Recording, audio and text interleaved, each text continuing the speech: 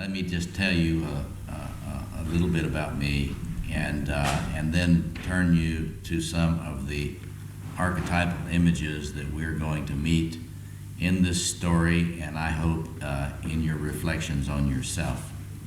So I'll try to be very brief about this.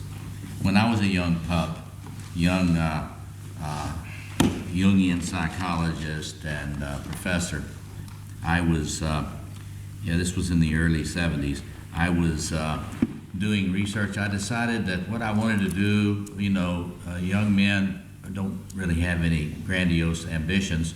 What I wanted to do was to carry forward Jung's work and complete his mapping of the collective unconscious. That's all I wanted to do.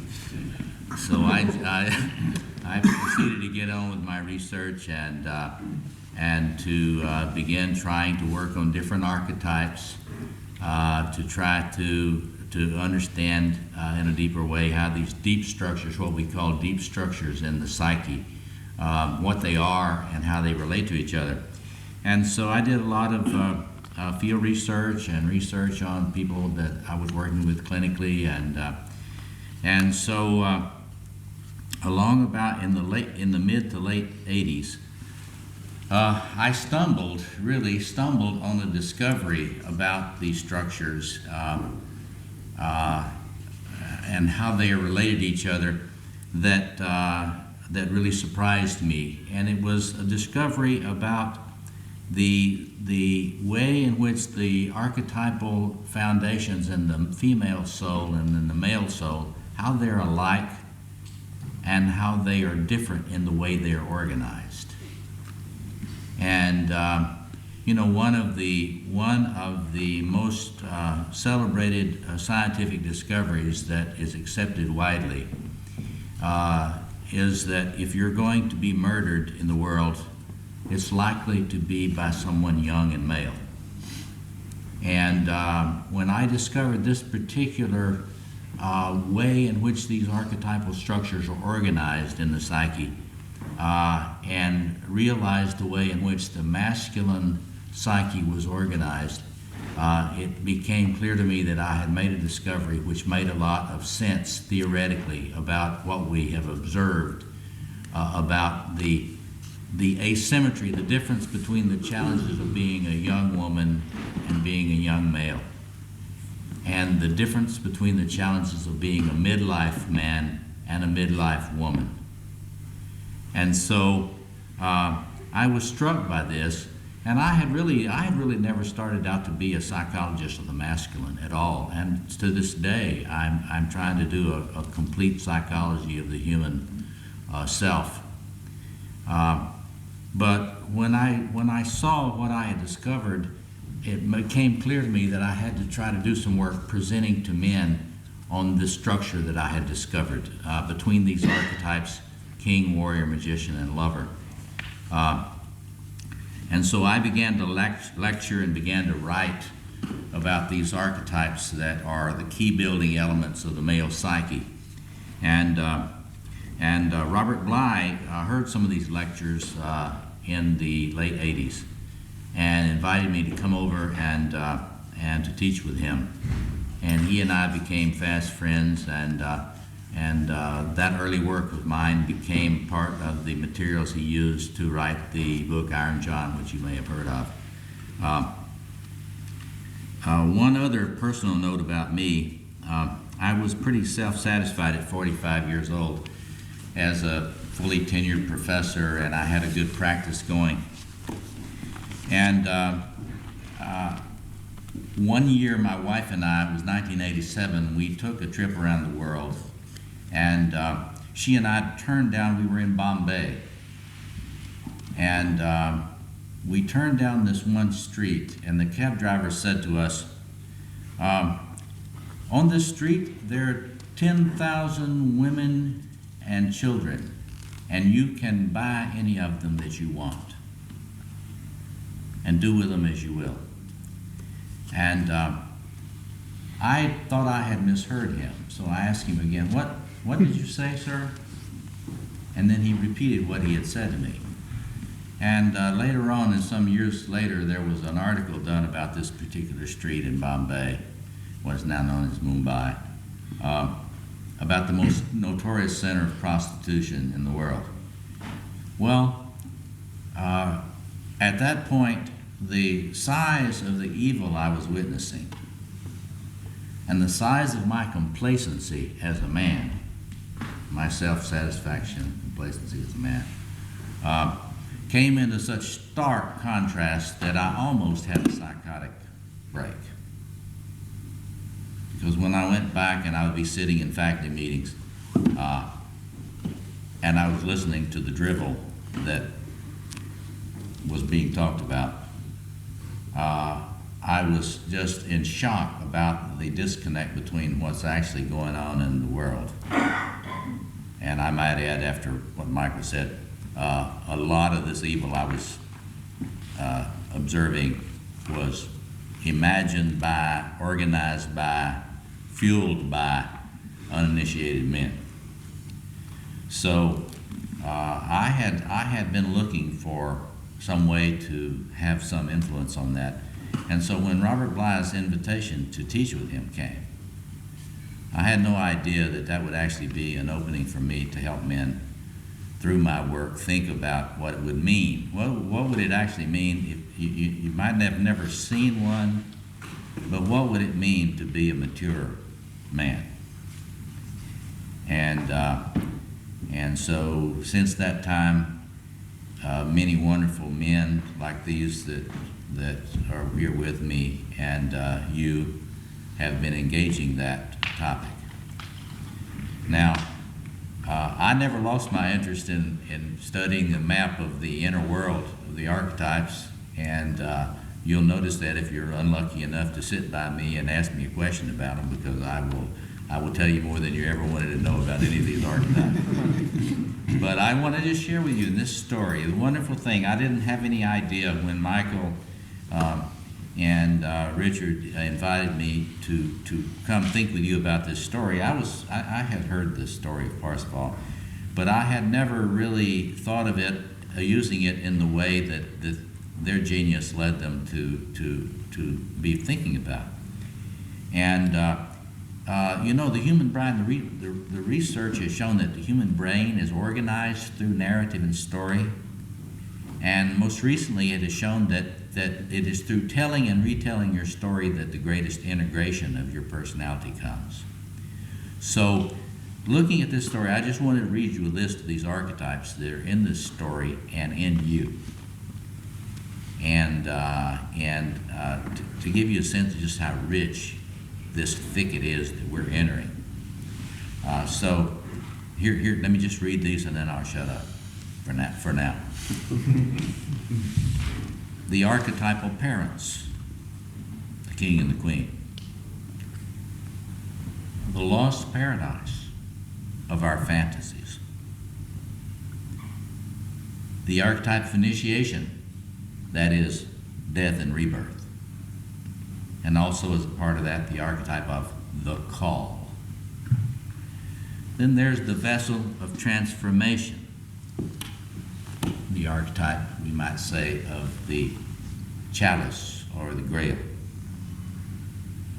There's the archetype of the hero, the young man flush in his realization of his new powers.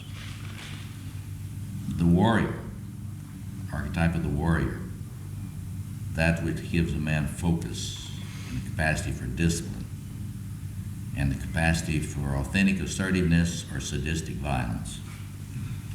The archetype of the magician, source of interpretation, insight, wisdom, making a sacred space. The archetype of the lover, which brings the wetness to life and the fertilizing waters of life. The archetype of the shadow, which we see in the archetype of the twins, or in the story The Dark Brother, which also carries the archetypal understanding of the opposites in personality. There is the dark spirit woman, the archetype of the dark spirit woman. There's the archetype of the blessing. We're always after mother's blessing and father's blessing. Back behind, in the darkness of all these things, is the archetype of the great other with a capital O, the dragon, some might say the God archetype. There's the archetype of the transformative fire, the fires of God that you see in every spiritual tradition has images of the fires of the divine. And issuing out of that sense of the relationship between the king, the authentic blessing, is also the archetype of sacrifice. That is the capacity to make an offering which is beyond your own narrow ego interest. Make an authentic offering beyond your own narcissistic ego interest. So all those archetypal parts of you find a place in this story and in these rituals that we're going to be involved in together. I feel honored to be here with you. I'll shut up for now. Thank you.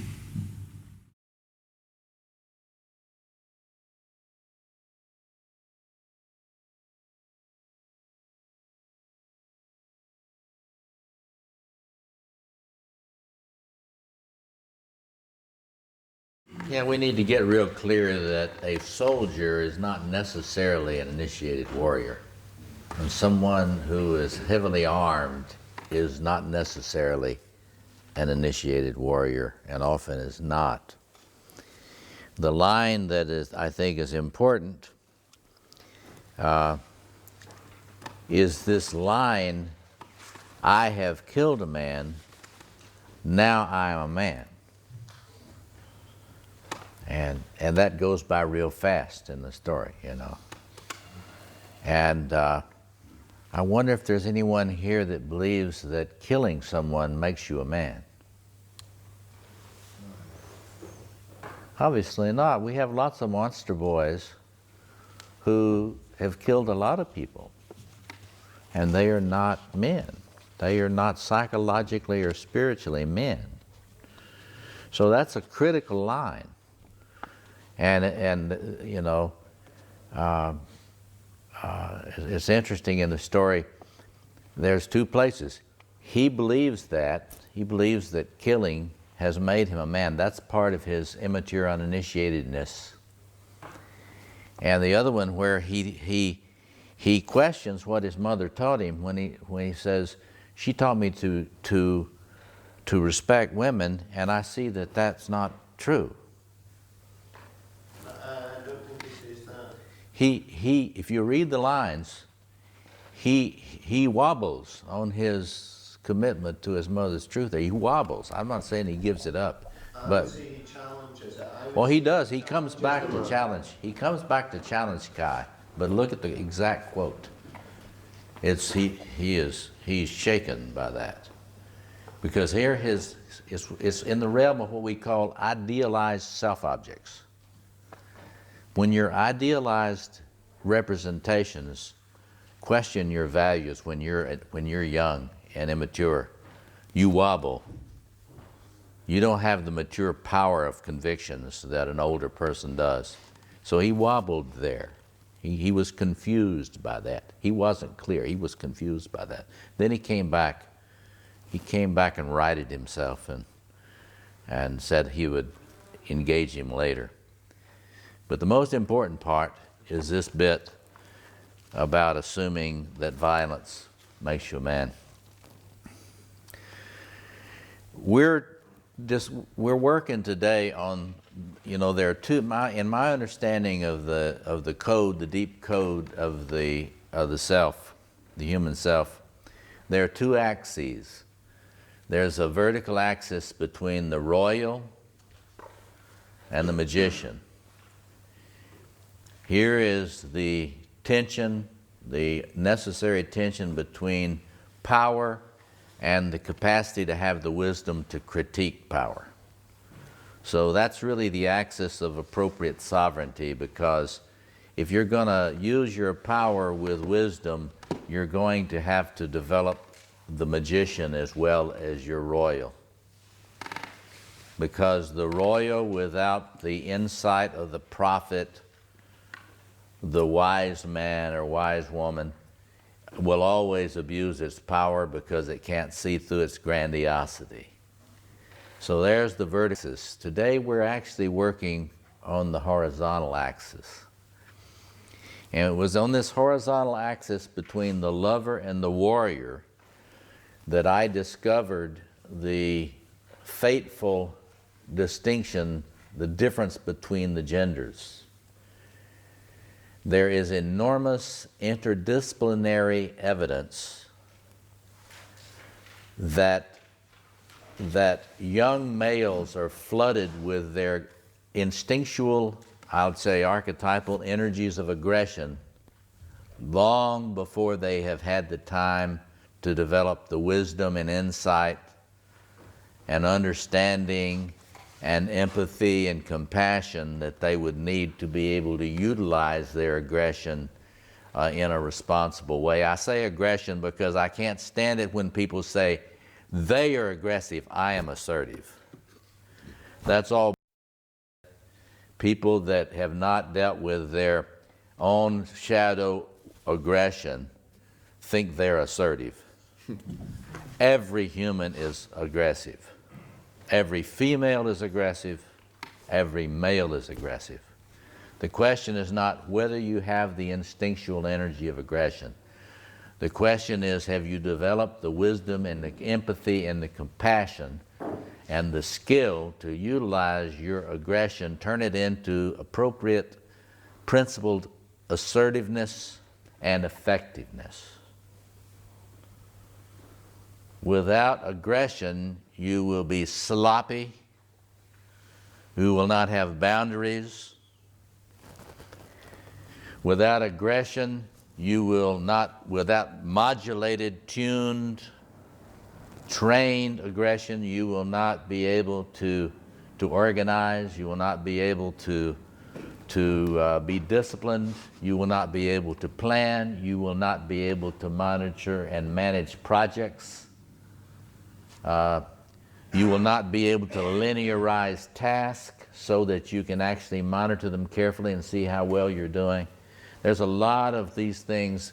Certainly you will not have a clear sense of right and wrong, and certainly you will not have the actual capacity to protect the weak, and you may never develop a sense of mission for service if you have not initiated this warrior sector of your psyche. But what I was shocked about when I made that discovery, putting all this data together, was that, oh my God, the young female is flooded with lover energy, and that's why she tends to be such easy prey for the predators. The data around the world shows that young women do not have the equipment and energy they need to protect themselves from predators. Enormous data. By the time a woman gets to midlife, she has learned some warrior things. She's gotten insight, and she's got the capacity to stand up for herself, if at all, if there's any chance for it at all. Actually, women at midlife become much more effective warriors than men at midlife. In fact, the midlife turning is when the flooding of the warrior actually shifts from the masculine to the feminine. And the flooding of the lover that young women experience is experienced by midlife men. So there is the critical asymmetry that distinguishes fatefully, some might even say demonically, the difference between the genders. Just as a man is getting to the point where he can experienced the delicacy and the need for gentleness in his relationships with the delicate, beautiful, feminine. She has gotten her sword out. And look, you I tried to get you to express your gentleness to me for 30 years. I'm no longer interested. If you want to know the cause, there's a lot of us now that have put a lot of interdisciplinary data together. If you want to understand the cause of the enormity of divorce at midlife, it is based on this shift and the fact that neither men nor women maintain their consciousness of what has happened. And women do not do enough to maintain their connection with their gentle, loving receptivity at midlife. And men at midlife don't do enough to maintain connection with their capacity to act and be clear. So there's a lot I could talk about there, but today we want to focus on the enormity. Michael and I both are going to touch on it. The enormity of the challenge of helping young men with their aggression so that it is not demonized and they become castrated and unable to be assertive agents in their lives. I won't ask for a show of hands. For though I'm not going to ask you to raise your hand, but to join me to say that those whose aggression was so shamed and by their mothers are humiliated by the slap of the fathers, that you have not been able to claim your aggression yet, even if you are in your second half of your life. I won't ask you to raise your hand, but think about that. There are men in this room who still have not been able to claim and learn to utilize effectively their own aggressive capacities. They're instinctually given birthright of aggression. See, my mother taught me, don't ever fight, son. No matter what, don't fight. And I remember one scene where my father was a principal of schools, and my father was a most honorable, incredible man of integrity, and my mother had told me never to fight, so there would be a lot of people that were ridiculing my father and saying horrific things about him, and I thought, I listened to my mother like at Parsifal, and I thought, well, I must not push back against this. That was a terrible wound. It took me till I was 60 years old to become Finally, I've achieved it, enough, I'm going to push back, But in any case, there are a lot of young men, and especially a lot of these highly moral ones, who wouldn't hurt a fly, who have simply have achieved becoming passive aggressive, weak in the face of things they should confront, and ineffective in utilizing their own gifts. So one choice which I and many, many other people, a lot of them in the academic world and in the world of therapists, who never really had a warrior initiation and hate people who do. They don't count their hate as aggression. I always listen. I listen to the hate. I listen to all my pacifist leftist friends' hatred of George Bush. And it's not lost on me the incredible archetypal intensity of the hate. That is, my friends, aggression. So, So could you just define aggression as you were using the term? yeah, it's an instinctual energy grounded in your sociobiological makeup. There's a very clear biology of it, neurobiophysiology of it, and it is that capacity to act in forceful, focused ways to impact your environment. And to this morning, I simply want to lift up. I've lifted up the passive side of a lack. If you lack a warrior initiation, you're going to be passive. You're going to be ineffectual. You're going to be masochistic. You're going to be in a dance with sadists. Because even though you lack a conscious connection to your own aggression, you will seek it out, and there are men all over the world who seek out ritual sadomasochistic activities in order to take the passive pole in being whipped in order to connect with their warrior. Let me just finish that. I have treated a number of men whose only connection to their aggression is arranging ritual humiliations by the aggression of other men. You follow me?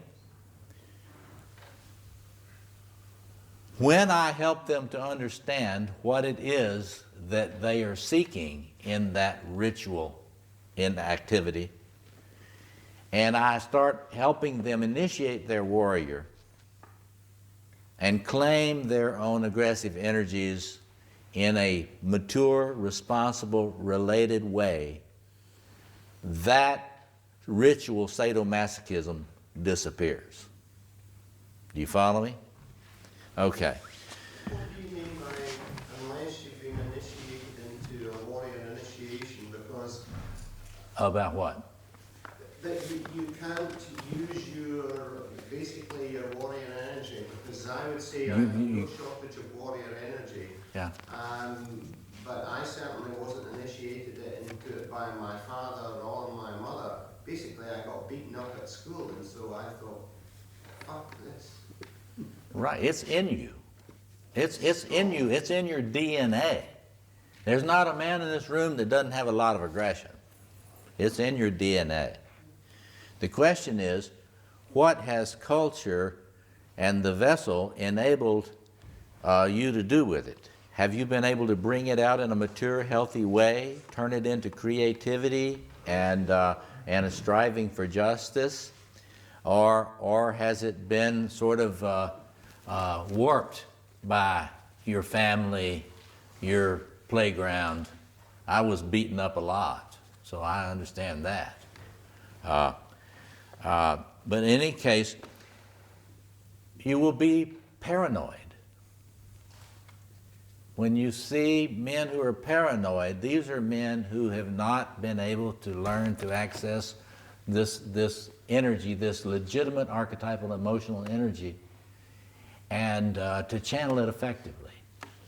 So if you see somebody, and of course, persons like that are very, very sensitive to humiliation. That is, if you are very, very sensitive to being shamed and easily moved to rage, that's a sign of the lack of a warrior initiation.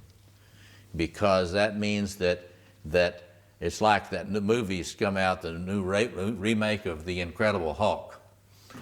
And that Incredible Hulk is in there in all people.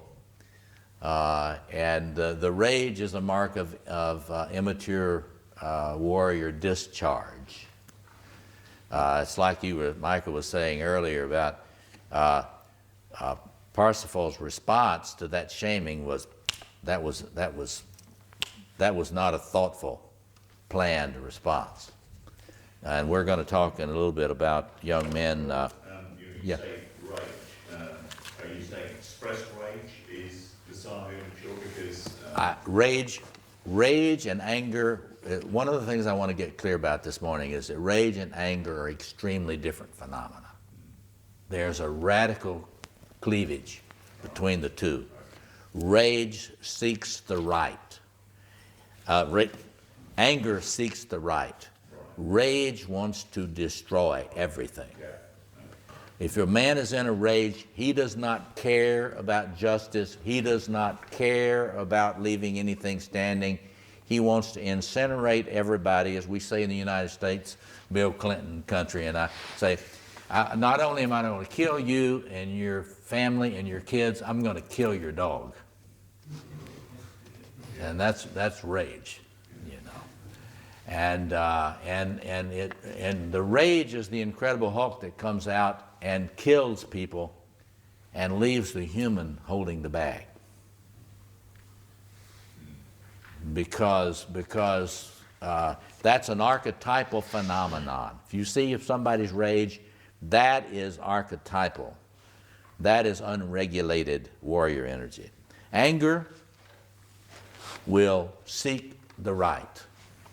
It'll seek to correct things and not destroy everything. Yeah. Which is why I think there was when I kind of started my work in the men's movement, there was a move that was called, I think, like New Men or Reconstituted Men and stuff, and there was a piece of it that was kind of feminizing men, and there was a piece of it that was denying any place for righteous anger and aggression and anything that was more than mildly assertive. And I got kind of caught in it for a while, and it felt, at the time it felt good. It felt like I was kind of, being peaceful. And then I realized that there were places in my life where I was raging out sideways. I would have to give myself kind of conscious permission to go from a 1 to a 10 somewhere, because I wasn't giving myself permission to go from a 1 to a 5 anywhere.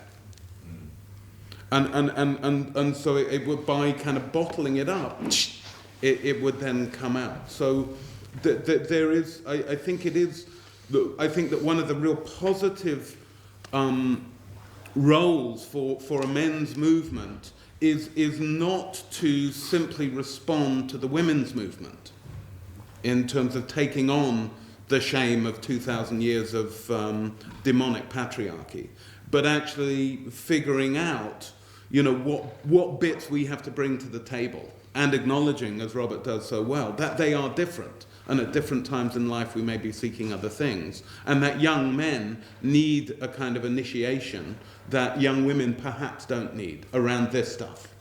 And if we don't get it as a young man, which I certainly didn't, then how do we deal with it later on? And they don't need it they need the initiation of their warrior, the young females do. But the young females are not going to go around marauding if they don't get it. They will be victims if they don't get it. But young... Sorry, to say that, but in society, I don't know what it's like in the States, my guess is it's the same. You're getting the rise of the women out in the streets, young girls drinking, fighting. Yeah, but you need to do some statistics. You need to do some statistics. Statistically, that's absolutely correct. And the wasteland destroys all boundaries. It contaminates everyone. And everybody starts to go into the shadow side of all of their potentials. And so, yes, that's true. But if you look at the statistics, it's insignificant. It's statistically insignificant. So if we're talking about where we're going to focus our energies, if you're going to be a man, you need to help young men connect with this instinctual given and regulate it and begin to bring it into their lives in creative ways so it can serve civilization, so it can serve justice, so it can serve. It takes warrior energy to organize any kind of effective service. Let me just go through the the psychoanalytic reading of these warrior virtues. The concepts, the psychoanalytic concepts that correlate with warrior virtues. We want to talk about the tempering of the young warrior. There are 3 self-functions that psychoanalysis has delineated. The first is here's the $300 word. The aversive self-function. The aversive, A-V-E-R-S-I-V-E. That is the capacity of a person, any mature person, to recognize when something is toxic for them and begin to form a secure boundary against that. And if you look around you in your world, you'll find many people who are in the presence of toxicity who do not have an aversive function. So that exists at the level of cellular organisms. So it's a biological capacity to create a boundary against toxins. The second is a wider ranging thing, and that is the adversarial self-function. Adversarial. That is the capacity to actually act in a confrontive way when the thing that you are facing is something that should be confronted. To be able to be an adversary. Because there are many times in life when if you're not willing to be an adversary, I didn't say an unprincipled adversary, that's not what the psychoanalysts are suggesting, but they're suggesting that you have to be able to say no. And you have to be able to advocate for a vision that you feel is more just. And that's going to be an occasion of conflict. So you need to realize that persons who are conflict averse are immature in this sector of their personality. And the third is more general even than that. It is called efficacy, the E-F-F-I-C-A-C-Y, the efficacy self-function. And each of these functions you have to learn from other people. Each one you learn first from your relationship, the self-object, and as you develop it becomes a self-function. It becomes a part of your functioning. So efficacy, self-esteem, legitimate self-esteem is heavily grounded in the efficacy self-function. Some people have called it competence, motivation. But Ernest Wolfe, great analyst in Chicago, wrote about it as efficacy. And this is what happens when you employ your gifts in an effective way. And even if nobody else notices it, nobody's looking, but you get a rush of a sense of satisfaction and vitality because you know you can do it well. And it's very interesting. A lot of people have a lot of self-esteem, grandiose self-esteem, coming from a flooding of their royal sector. Because the royal sector doesn't need to be, when it's operating by itself, I don't need to be able to do anything to be wonderful. I just am wonderful. And even if I'm a complete up at everything I do, my mother thought I was wonderful and I'm wonderful. So I don't really need to try. I don't need to learn. I don't need to discipline. I don't need to study. And in the United States, we've turned that into our educational system, you know? Self-esteem based promotion, having nothing to do with whether or not you can work, whether you can actually do the math. So efficacy is some, if you're going to have a healthy sense of self-esteem, not one simply based on your narcissism and your grandiosity, it's going, a good bit of it is going to have a foundation in your actual trained capacity, your capacity to deploy your potentials in such a way that you look at it and you say, that's a pretty good painting, or that's a pretty good poem I just wrote, or that's a pretty good marathon I just ran.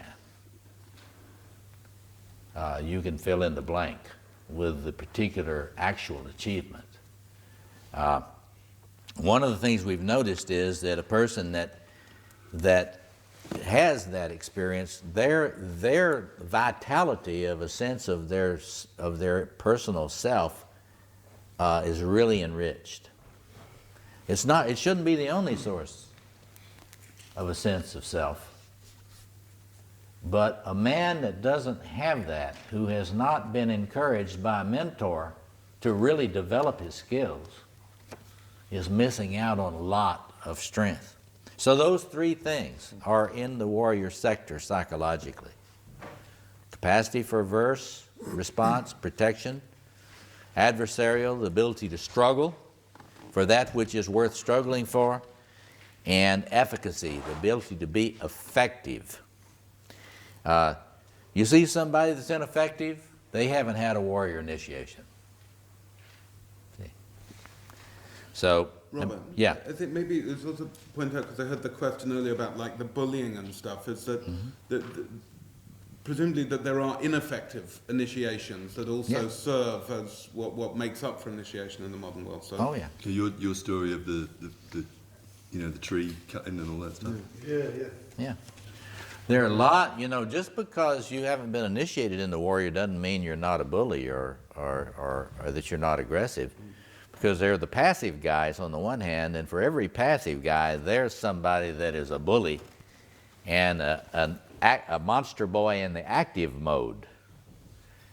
And the world is being run by them now.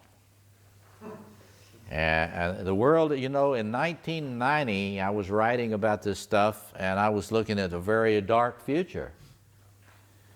And I said, if men don't start helping boys with this, with learning to regulate these instinctual energies, things are going to get worse.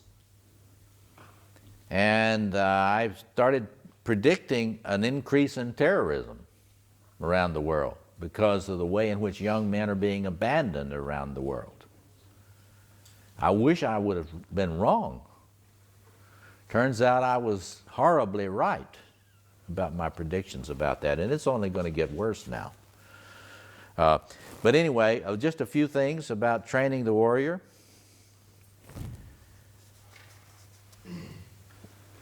Assertiveness training. Probably everybody in this room ought to really look hard at the assertiveness training. To the extent that you're not creatively assertive in the various settings of your life, you're wasting this archetypal energy. And it's going into destructive, trickster, unproductive, uncreative expressions in your life. So one of the things, if I get a guy coming into me who's really weak on this, I'll just give him the book by Bach, Creative Aggression.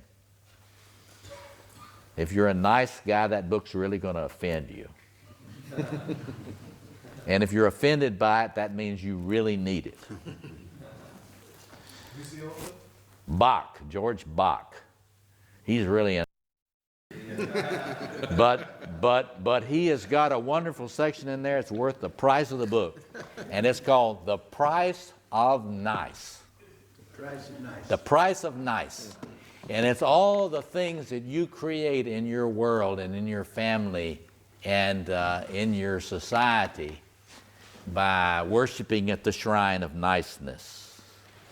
Nice is not a term we apply to men. That is a term we apply to boys. And when it's applied to men, it's not a compliment. Remember that when somebody tells you you're such a nice man. How do you spell his second name? B-A-C-H. All right, and I just want to throw out a few things that can help. I send a lot of people to martial arts training. If they're really nice guys, I send them to Aikido. So they can engage. If they're nice guys, they go to Aikido. Yes, because that's universal love. You know, they can kick your ass, but they do it with universal love. And so if you're a pacifist guy, you can go do Aikido. You don't have any excuse.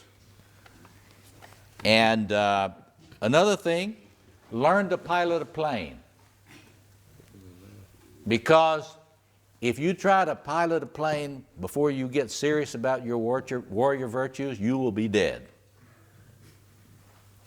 Because guys that fly planes and think they can bypass the warrior virtues, they die. Because a warrior checks details. They don't cut corners. They make sure the chute is packed right. They go through the checklist.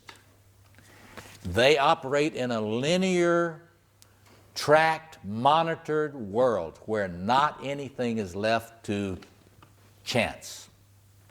Because when in the warrior's world, when you leave something to chance, people die unnecessarily. Do you follow that? Yeah. Okay. And get this, project management. If you're a lousy warrior, go take some seminars in project management. Because if you show me a guy who's really a fabulous project manager, I'll show you a guy who's got some high-level warrior skills. He doesn't have to bully anybody. He knows how to ask the right questions to find out where the sloppiness is, and he will create a means to get it done and get it done effectively, utilizing the right amount of resources. So you might know a lot of guys who you can't stand that are project managers, and that's right. You know, just because you got a lot of warrior stuff doesn't mean you're likable, right? But don't forget that. If you can't manage a project, don't attribute it to your typology. Oh, I'm just an intuitive type. And, you know, I'm just a, you know, I'm an intuitive feeler. Well, that's not an excuse. Sorry. Okay. Don't apologize. Two other things. Study ethics. Because the warrior's realm is the realm of the discernment of right and wrong and good and evil. And people who have an insufficient warrior initiation have insufficient outrage at the real evil in the world. So, you know, I'm not impressed with people who try to tell me that the warrior's a bad thing. Because if you don't have any warrior, you can meditate in white light meditation while children are being eaten all around the world and not feel a thing except bliss. Do you read me? And there are a lot of people who are blissed out through meditation and other spiritual techniques who managed to make themselves completely incapable of discerning evil, real radical evil, wherein it exists. And that capacity comes from no other sector of the psyche. It doesn't come from the royal. The royal by itself will do anything. It does not limit its own aggression. The lover by itself will just stick its tongue in anything. But if not preoccupied with whether my sensual gratification is evil. The guys that traffic in prostitution, child and otherwise. They're into their lover, but they have no idea what they are colluding with, or they don't care. The magician is going to study. It's going to have a study commission. The magician guy will study evil. You know, and another bunch of people go over the falls, or they go into the quicksand, and there's a lovely commercial about that. This guy, he's got these colleagues going into the quicksand, and he's studying it so he can bring it up at the next meeting. So the only thing in the psyche that has a sense of right and wrong and of good and evil is this system. And when you hear some spiritual type tell you they're beyond good and evil, I hope your bullshit indicator is working. Because nobody is beyond good and evil. And it doesn't matter how liberal you are or how conservative you are. You're not beyond good and evil, and you participate in it, and you collude in it. And the only thing where you have a healthy sense of honor and shame about your collusion with evil is in this sector. And so those are a few things about this sector of the psyche.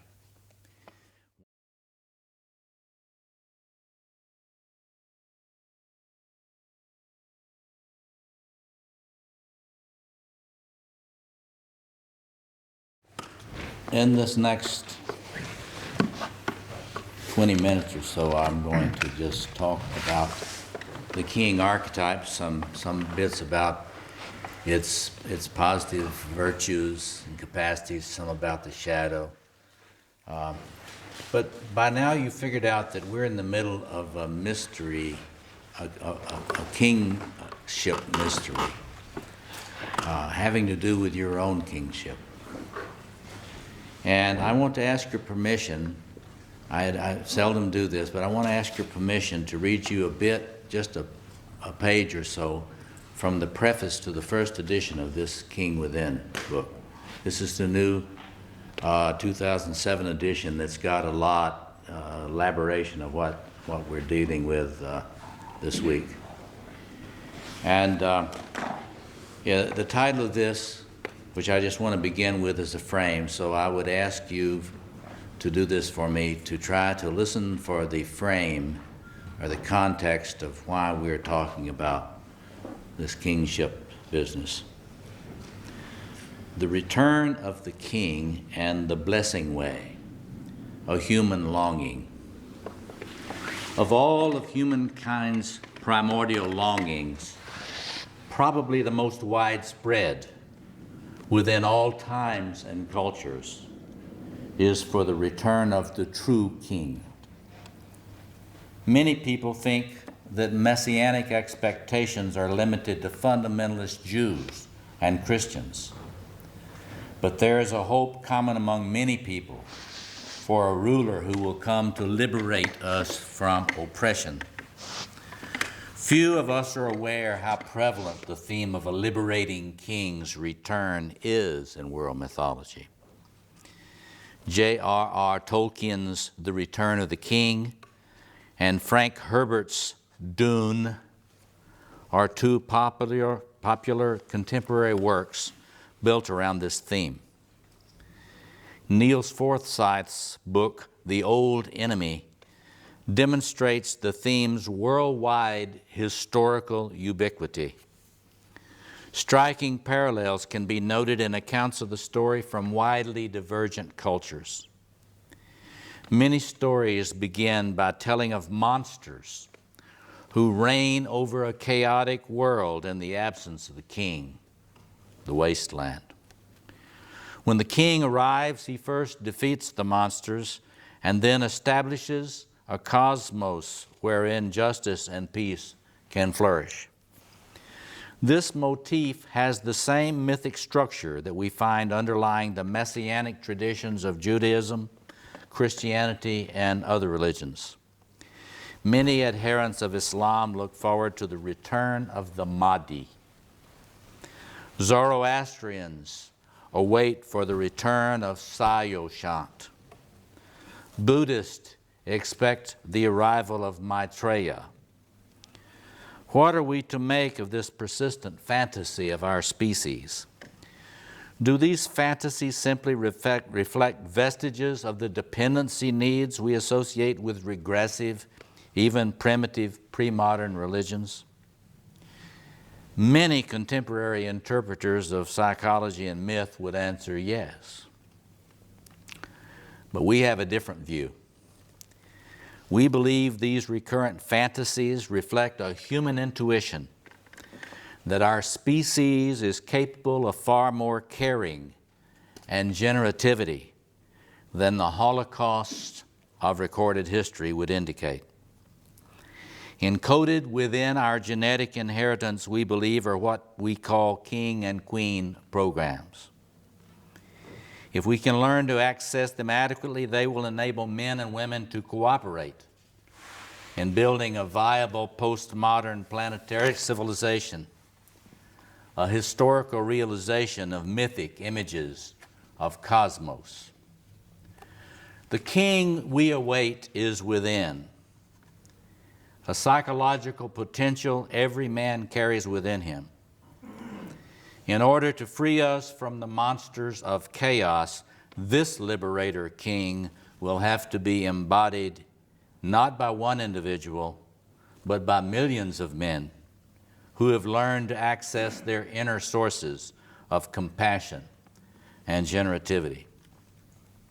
Is there any hope that men might learn to use their power for liberation and blessing rather than oppression and injustice?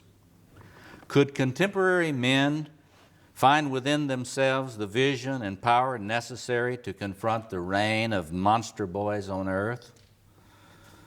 Many agree with the late, great Reinhold Niebuhr that power and goodness cannot reside together in our species. Many believe men to be inherently abusive of power. We disagree. We believe that both men and women have encoded deep inside them an understanding of how to use their power for blessing and liberation. With the Navajo, we have faith that human beings can once again find the blessing way. It is much too early to say where this contemporary ferment among men will take us. Perhaps one day it will seem as silly, reactive, and shallow as its eager detractors represent it to be. We continue, however, to indulge our hopes that this will not be the case. Cynicism will never bring us the power we need to face our planetary challenges. Our hope is that more and more men will respond to the inner urge to maturity, and in so doing make themselves available to serve the world. We offer this book as an aid to those men who think with Blake that earth might be fair, that we can realize a universal brotherhood of Eden. Many of us remember the Kennedy years and our fantasies that we had of Camelot. We thrilled to JFK's admonition that we can do better. Certainly we know that politicians deceive us when they try to present themselves as the expected one. But we believe the voice these men are echoing is a real voice, resonating within each of us, and one which, if properly heeded, will begin to lead us along the blessing way. That voice, I have felt for a long time, is that voice of the king archetype. When I first was studying all this stuff and trying to understand about these archetypal structures, I had no interest in king archetype at all. Since I was such a magician myself and really didn't know it, I had started by studying ritual processes and the in various spiritual traditions around the world. But from that I began to study the anthropology of Victor Turner and looking into this idea of this transformative space, which incidentally you're experiencing this week. But Turner had studied this transformative space, and I began to realize, well, here it is in anthropology. Who among the psychologists is looking at this kind of space? And it turned out that I became aware of the work of John Perry, John Weir, W-E-I-R, Perry. He had done a book which he had titled The Royal Father, I think the Lord of the Four Quarters, Myths of the Royal Father. And when I began to look at this, I began to see what he had done is he had accumulated all of these stories of the myths of the true king. A lot of problems that people have with even talking about king is that human kings have often manifested more the shadow side of this archetype. But when you get into looking at the myths, you get a representation and story of the human longing. And this is one of the quotes from one of the texts that he had found. This is a translation from an ancient Egyptian hymn of the 2nd millennium BCE, a hymn to the Pharaoh. Thou hast stood as king upon the unyielding land and caused it to flourish. In thy form as Ptah, the risen land, in your manifestation as the unifier, what your mouth created by speaking, what your hand shaped according to your heart, you have raised up out of the waters of chaos. And Perry in that book told of the feeling for the Pharaoh in those myths. And it was said of the Pharaoh that it was because of him that the young men could sleep at night. Because of him, the young men could sleep at night. And there are many, so I recommend to you, I republished his book under the title Lord of the Four Quarters, The Mythology of Kingship, in the series I edited on Jungian psychology and world spirituality. Let's look at this sheet which we've passed out. I just want to do again here what we've done before. This is a diagram from this new edition, 2007 edition of The King Within. So again, I'm very impressed by the Mayan tradition. And on the front of this book is a Mayan king. We're looking down at the top of a Mayan pyramid. As you know, on the top of a Mayan pyramid, there's a place of a temple.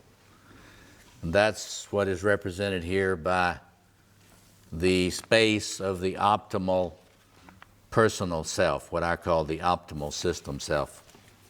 So each one of these archetypes we've been talking about, you start from the bottom of this pyramid to represent lack of integration, and work your way toward more and more integration. More integration requires that the four systems, the four quarters, operate synergistically together. And let's go to the base of the pyramid on the king facet now. Whereas the warrior would be mere aggression at the lowest point, the magician mere knowledge, the lover mere embodiment. At the lowest level, the king archetype reflects mere power. And some of the evolutionary psychologists talk about those as dominance systems, grounded in your sociobiology, dominance systems. Well, the capacity to exert power manifests in immature forms is merely the intent or the capacity to dominate, mere power. But as that royal energy begins to integrate and begins to deploy, I love the word deploy about these archetypal systems, because they are present but unevoked early in childhood. And if the nurturance is there, then the potential begins to deploy. And so as this king potential begins to deploy, then comes the capacity for ordering chaos and provision of resources. And so the capacity to begin to shape an order that might reflect, when it's really matured, might more fully reflect justice. It's very interesting how these quadrants relate to classical senses of virtues. Courage is a warrior virtue. Prudence, or the capacity to think about the implications of your actions in the future, is a magician virtue. Temperance, the ability not to be undone by the pleasures you seek, is a lover virtue. But justice is a royal virtue. And so at the heart of the mythic reality of the archetype of the king is a longing to move toward a just order. In many traditions, the royal throne is directly connected with an eternal sense of the law, the right order. In Egypt, it was ma'at. In Hebrew tradition, it was Torah. And in Chinese traditions, it would be seen as the Tao. And you can go on and on and on, but there's a sense of the connection with the true king, with a just intent for the cosmic order. So that begins. And so hence the concern to be able to make the land flourish so that people have food and they have plenty. So the image of abundance that is associated, remember when the Grail came in, it's almost like a cornucopia. The sense of abundance begins to pour forth resources, provisions. As this capacity integrates in a more mature way, there is an increasing capacity for centering and calmness. Many people who meditate in a lotus position, seeking the deep, true center, do not realize that they are doing in what might be seen in effect as a royal yoga, a capacity to sit in the throne at the center of the world, which is a still point amongst the four quarters of the turning world. So, if you are a man with some adequate connection to this royal center, you will not have an intense anxiety disorder. So when you see somebody with runaway anxiety, you know how alienated they are from this part of the personality. But as this capacity matures, then a moral flourishing results, and this is the capacity for inclusive caring,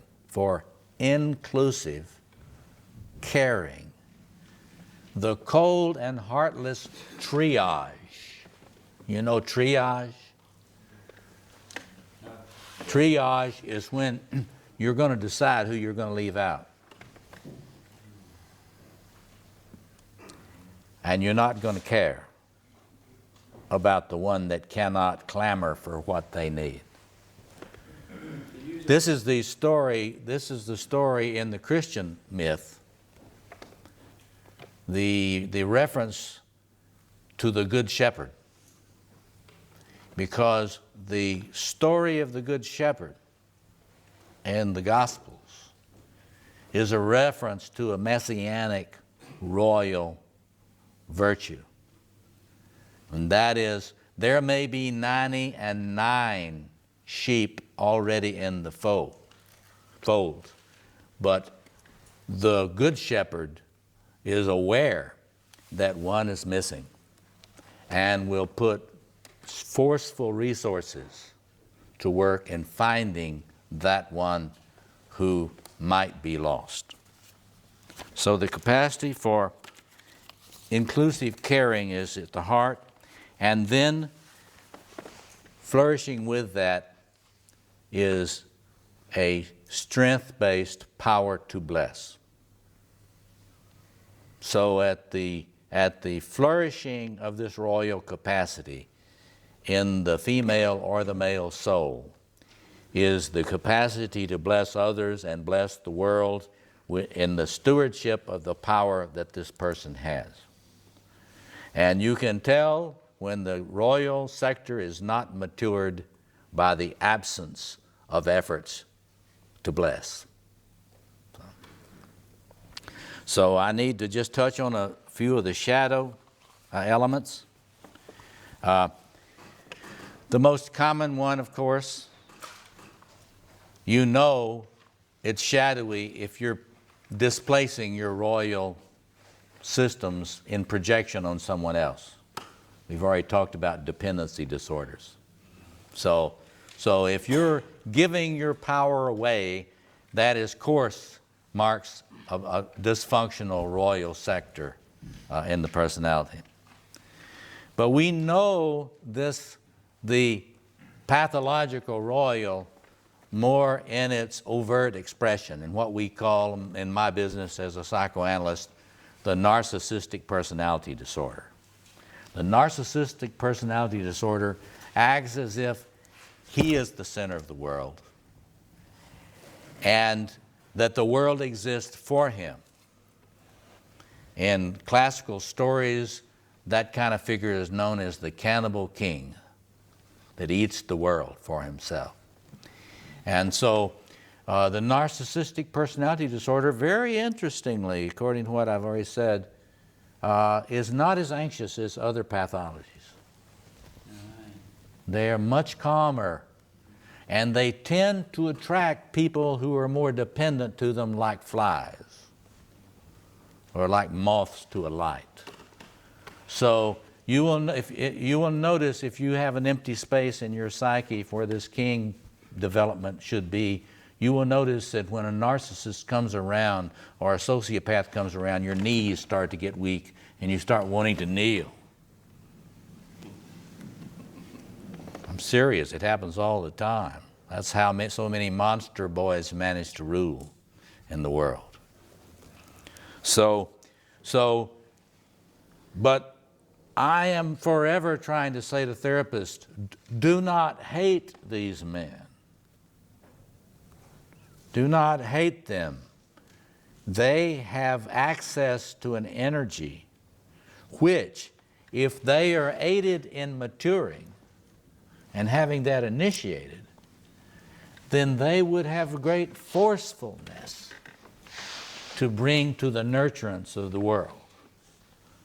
And so when I look at any of these quadrants and I see the dysfunction, I'm not interested in stopping there. I'm wanting to know, well, how can we help that person find a way to take that energy and mature it, regulate it, make it work for himself in a more creative way, and thereby work for others. So when this energy, this royal energy, is manifesting in a powerful but shadow form, there is no empathy. This person has no empathy, has no interest whatsoever in your needs. You exist merely as what we know in my business as a self-object extension. You are a part of me, and therefore I can do with you as I wish. And if you do not cop to that, if you do not agree to simply be an expression of me, then you're nothing to me. Then you're nothing to me. And so So there's a lack of empathy. This person for whom the royal energy is present but not matured cannot love. So we have a context for the story. This energy, if I had a lot more time, I would talk about the grandiosity that I wrote about in my Facing the Dragon book. But the narcissistic personality disorder and personality systems resembling it are full of grandiose God energies, golden energies. They're full of Grail energies, but they've identified with it. They think they own it. They seek to franchise it. And so, in wrapping up here, I would just say that we need to understand that a transformation can occur even in the grandiose young would-be prince, like the young Parsifal. It's very grandiose, does not realize it. But if that grandiosity can be confronted in a way that does not destroy him in the shame, if that grandiosity can be confronted and contained, it may be transformed into creativity and the capacity to care for the world. So I will stop there and open it up. I've got, I wanted to have, let's see, we got about 5 more minutes, something like that. Is that right? Okay. I wanted to emphasize that once that narcissism is transformed into maturity, then the ego no longer has to eat the world. In fact, this personality can understand what it means to make an offering which is beyond its own narcissistic needs. That is the heart of the mature person spiritually. Every mature spiritual master has the capacity to will and act in a way which transcends their own narcissistic needs. And that in traditional cultures has been identified as sacrifice. So this is why the archetype of sacrifice is at the heart of so many spiritual traditions around the world, because humans have known that the capacity to begin to make an offering beyond your own arrogance is at the heart of realized humanity.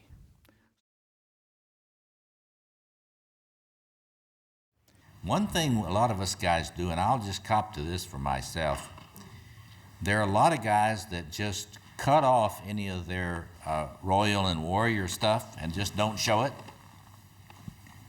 They take refuge in the magician sort of lover sector of the psyche. I'm not saying this is you. I'm not saying this is you, but I'm just saying that instead of ever developing the ability to be in a confrontation with another person, not just women, but to be in that confrontation without being homicidal, and being in that confrontation without really making oneself suicidal by not protecting oneself.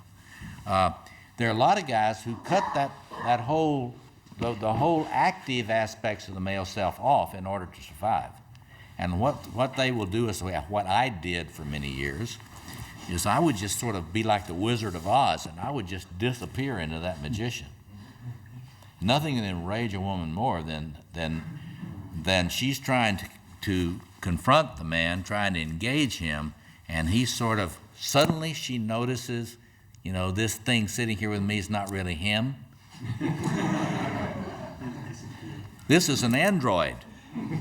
That guy put an android in here to deal with me. I'm not kidding you. I'm not kidding you.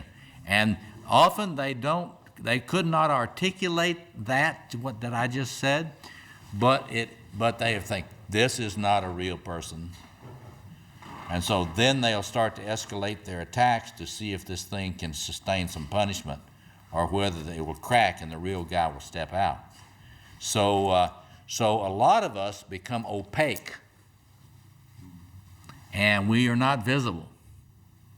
When I did the Mankind Project weekend, and I was asked to choose a name, an animal name, I chose President Lion, because in so much of my life I have been opaque and not present, not accessible, behind my magician capacities. Oh, you have a problem? You know, I don't understand why. So I'm not saying that's you, but I'm saying it is possible to be so conflict averse that you don't put anything out there of your true self that might lead somebody to want to bump up against you. Yeah. And we call that, in psychoanalysis, when we handle things that way, we call it the false self system.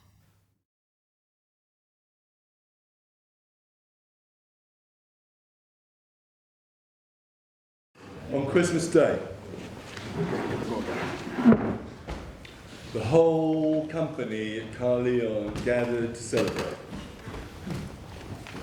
Bright with banners and tapestries and the wild holly boughs that were festooned around the hall, the walls were made still brighter by the richly embroidered garments of the assembled lords and ladies.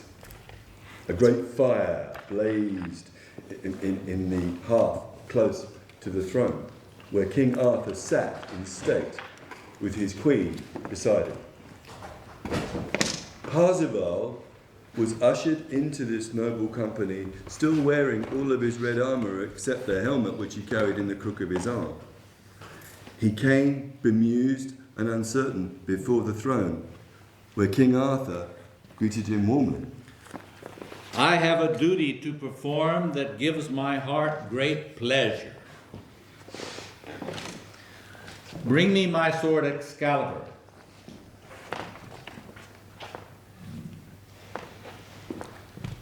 Sweet friend, against all likelihood, you knew it your destiny to be my champion. And now with all due ceremony, I would make you truly my knight. Let the trumpets sound. From a balcony,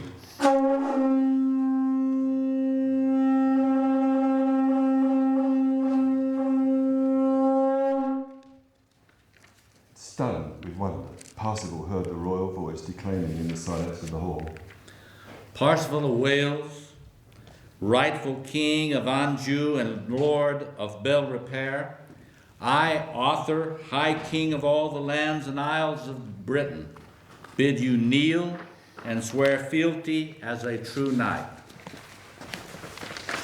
Parzival dropped to his knee before the smiling king. He lowered his head, and just as he waited for the touch of the sword on his shoulder, the reverential silence of the court was shattered. Arthur! Where's Arthur? I'm in a word for him! Make way! Angry at this violation of the solemn moment, the king demanded, What noise there? Who dares disturb the king's peace so? The whole murmuring of the court fell silent as the most loathsome female figure that had ever rode into the hall that people had ever seen. She was dressed in a crumpled bridal gown. She sat with a crooked back on a bony mule, clutching a whip in her right hand. A long plait of coarse hair dangled from her head, but it was her face that appalled everyone to silence. Or was it a hideous mask she wore? It resembled less the features of a woman than the savage, bristled snout of a wild boar. The dogs in the court cowered at her approach. By what right do you interrupt us, madam? I, Country the sorceress, demand by what right do you desecrate the sovereignty of Britain? I counsel King? you to speak more fairly to our king. Be silent, go away! I forgive you, madam, for I presume from your manner that you are not always in possession of your mind. My wits are truer than the traitor heart of one here, King. Who among my friends do you dare name traitor? Who else? For that plague? Impossible! Kundry, that knight is among the worthiest of my companions. Then you are betrayed by his fair manner and his fair face. You think me monstrous king, but I tell you that the base wretch before you is more monstrous than I. Does he not foul the honour of the arms he bears? Those arms were won defending my honor. Peace, fool! Do you think I don't know that he slew the Red Knight, and by what ignominious means? Do I not also know that the Red Knight was kin to your father, and a man of your own blood? Yes, it was your kinsman that you killed, though you are unworthy to wash the feet of his dishonoured corpse. I swear this was unknown to me. Swallow your tongue, Sir Ignorance, for it wags when you should keep silent, but when you should speak, ha! What then? Speak plainer yourself, madam. Then you shall know it, king. You shall know the terrible truth of it. This wretch was admitted to the presence of the grave at Mont Sauvage. He sat at the wounded side of Anfortas and dined with him of the beauty of the Grail. Yet he failed to put the question that would have freed the rich fisherman from his pay. But I didn't know. No one told me. I would have asked. I wanted to ask, but I had been told not to ask questions. A man who was as a father to me counselled me against it. And do you only do what you are told? Is obedience the only wisdom? Has the heart no knowledge of its own? Or were the sufferings of Anfortas not grievous enough to move a heart that must be made of stone? Do you lack all compassion, wretch? What else to expect from one callous enough to cause his own mother's death? Do words fail you again, fool? Yet look into his face, king. See the guilt that stalks his eyes. Can this be true, Parsifal? Speak. You must defend yourself. This mum-chance dunce is ignorance incarnate. Why, he even has a brother he knows nothing of. Yet that elder son of Garumet has won greater honour with his dark skin than this simpleton of light has ever known. Parsifal, you must speak. How should he speak? For the sword was put into his hand. The lance and the table were shown to him, and the hallowed grail itself, yet he uttered not a word. His silence condemned him then, and it condemns him now. I cry great shame on you, Parsifal, the wretched, in all the eyes of all the world, for the wound still festers at the Grail King's thigh, and that land still languishes through your bitter fault. But how shall grave fault be mended, Kundry? It cannot be mended.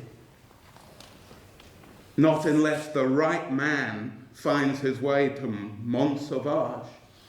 No, I'll go back there. I have failed once, but I shall not fail the test again. You've thrown away your chance, fool. Such is the elusive nature of Mont Sauvage that it withholds itself from all who deliberately seek it. Still, I shall seek it out. Then see what becomes of your arrogance! I think you should return to your wife, friend. But don't you see? That's the true hell of it. How can I show my face at bell repair with my honour gone? There can be no thought of happiness for me until I have found that place they call the Grail again. Did you not hear what Kundry said? As long as you look for that place, it will elude you. We must look to God in his goodness for a favorable outcome. God.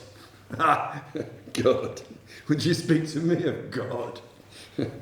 Once I thought myself his true knight, but now I find I have only been God's fool.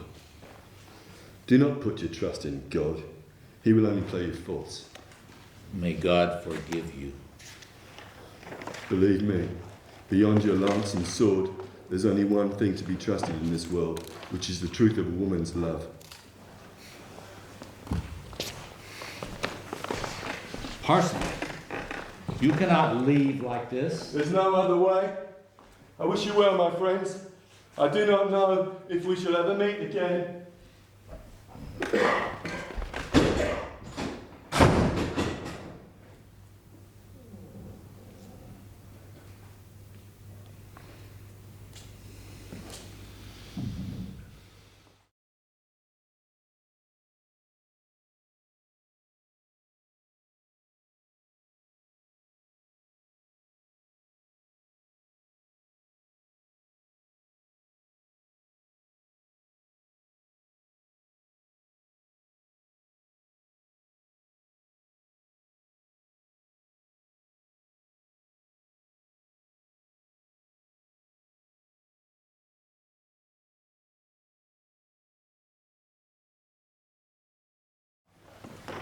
One is the eternal tension between hubris and nemesis.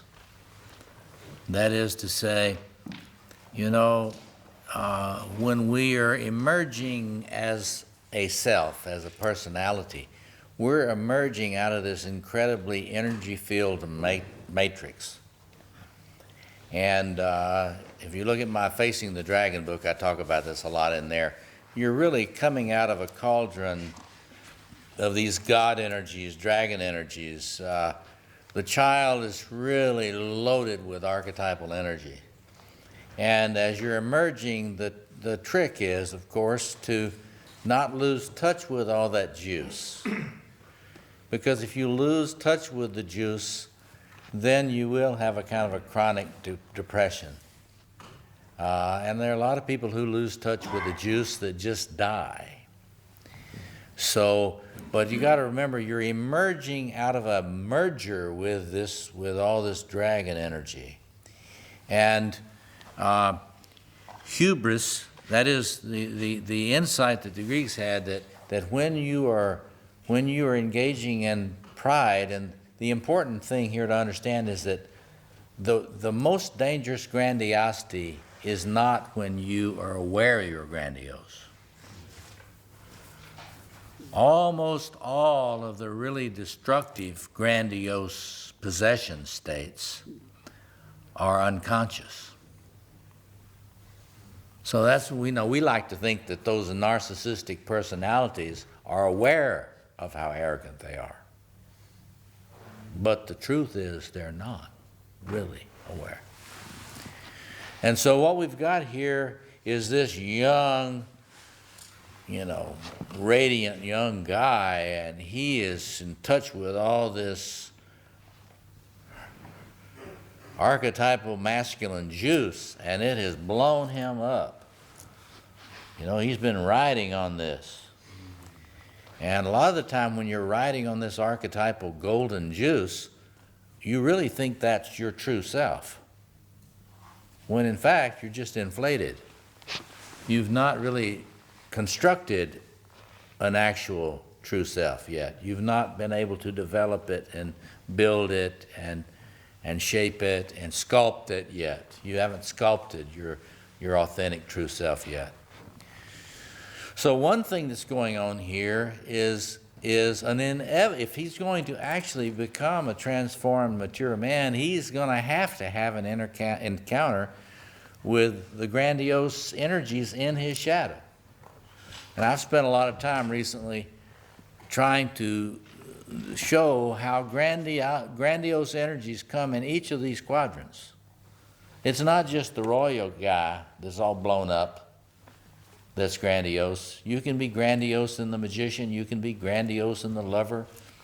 You can be grandiose in the warrior. So it's inevitable if you're going to individuate and be transformed into an optimal male self that you're going to have to encounter your grandiosity, and it never feels good when you begin to have awareness or somebody points out to you where you have really been inflated.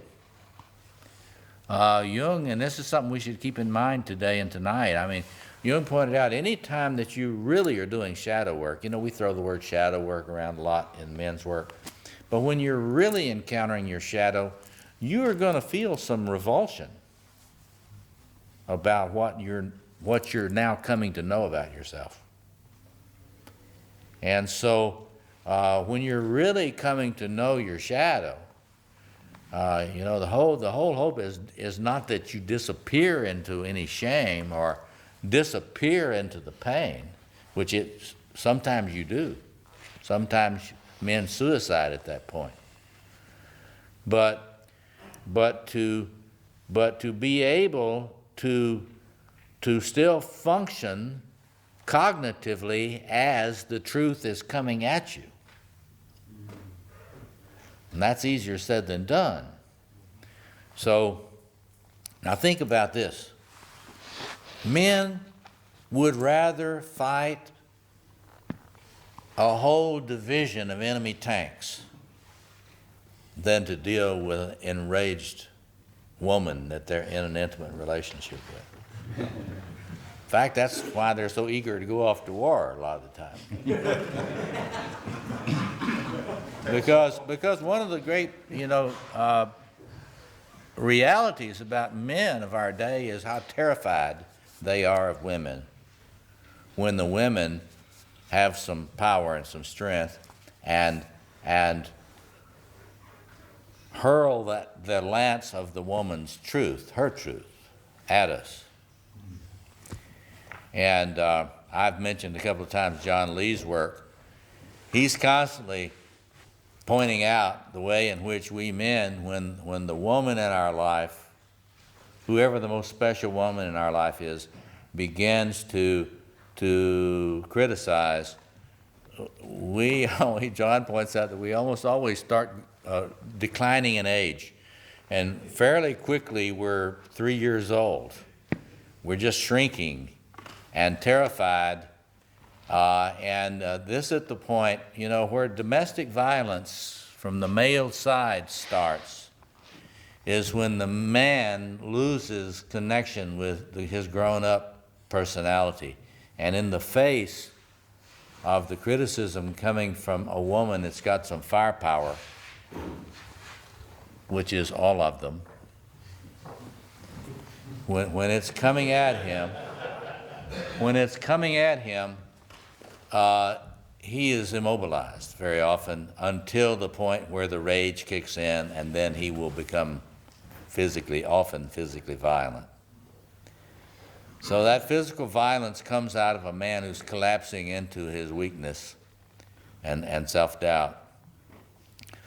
So I'll spend a good deal of time with men trying to help them learn that if you're going to maintain a relationship with a woman, and this would be true for gay lovers as well, when your partner starts to come at you, as they inevitably will, with disappointment and displeasure, I try to tell men, you need to have your heart protected here. I'll say, you need to do a little active imagination, visualizing a little Kevlar suit. You know what Kevlar is? That's bulletproof, that you button up in. Because if you leave your heart uncovered when the lances are being thrown with great force and accuracy to get your attention, then you will regress and you will not be able to function cognitively. In other words, you will not be able to listen. Now, we would like to think that all of the lances that are thrown our way are, as Parsifal kind of feels, this is, what do you say, unjust treatment? What is the word? It's unjust. Yeah. And God's own night. Yes. And of course, when the salvos start to come, there is a lot of wrong stuff in it. But that's not the most important part of what's in it. If a man is actually going to do his shadow work, then he needs to practice on being able to prevent himself from dying in the face of this onslaught, having his heart completely broken, so he has to end the relationship. I always say to a man, protect your heart or you will end the relationship. If you don't protect your heart, you will end the relationship. It may take you a while, depending on how masochistic you are, but you will end the relationship. But protect your heart not so you do not feel anything. You'll be feeling plenty with that Kevlar over your heart. You'll feel plenty. I just don't want you to be in such death pain that you cannot think and listen. A lot of the research now shows that when the fear comes up and the anxiety comes up, the actual brain circuits to the ears shut down. Have you ever thought when people kind of get hot at each other that you've noticed they don't listen? Well, now the neurophysiologists have actually proven that that's the case. So we need to keep you protected enough at your heart level so that your brain does not shut down. And Parsifal at this point then, you know that point you made about the transpersonal knowledge? So here's the feminine aspect of the unconscious being danced out by this crone. And the deepest part of the feminine is going to have the deepest awareness of the male shadow. Just as you will often have more awareness of the woman's shadow than she does. So there's some male part of you that is aware of the woman's shadow, often much more than she is, and often much more than her therapist is aware of it. So the key issue here is being able to continue to listen, because if he cannot listen for the truth in that salvo, even if it's only 10% or 5% of the incoming, then he is not being aided in doing his shadow work and learning where he's blind. So this is a really hard thing for men. Here we see this young guy. This is heavy artillery coming at him here from the deep, dark feminine. But a number of you pointed out that this Kundry, you know, she's pretty accurate about a lot of stuff. She is not pulling her punches, though. And I would wonder if any of you have noticed that the female of our species, when angry, will often not hold anything back. In other words, the attack will often be extremely ferocious and listing the litany of the things from the past, as you were saying, which was really right. And so it's a huge male achievement to be able to maintain the critical listening, to listen for the gold in there, in those comments, in that attack, for him to be able to see where is she right about this. It's horrific to me how often the women in my life, while overdoing the attack, have been pointing to things that I desperately needed to know, but could not know at the time. See, so I think there's the gold in this piece of the story for us. We don't have to say, well, boy, she was very balanced in what she said to him. Because the force was not, I mean, this was full on. And we were all shrinking. Ooh, that poor guy. You know, do you have to have, before you can be king, do you have to have like the warrior, the magician, and the lover all in? Exactly. Yeah. Precisely. So out of that part, you know, so Thank you. The lover part was the part I don't quite kind of get. Okay. I got the protection. Okay. I got the See, you don't have empathy. See, he's still not showing much empathy. He has not been able, that's what she's saying to him. You don't have any empathy. Where's your heart? So his lover thing is not fully online yet. But I think that you just really, you cracked the code there. Because you're not going to be a mature king without those other systems functioning. I mean, you can have lots of swagger. Mm-hmm. My question was, so this was what I was processing during the week was, you know, because when you say, you know, like, you know, have you been initiated into your warriorhood? And there was aspects like, well, you know, yes, I've got, you know, this put and this together, but I don't quite have this and this together. So if you're asking the question, does that mean you were initiated at all, or is there different phases? No, you're absolutely right. You're absolutely right to point this out. In each of these systems, I mean, there's a lot of science on this now, but in each of these systems, these archetypal systems, there are things bundled together in there. There are clusters of capacities bundled together. And the way it actually works most of the time is we begin to access those capacities one by one until the thing fleshes out.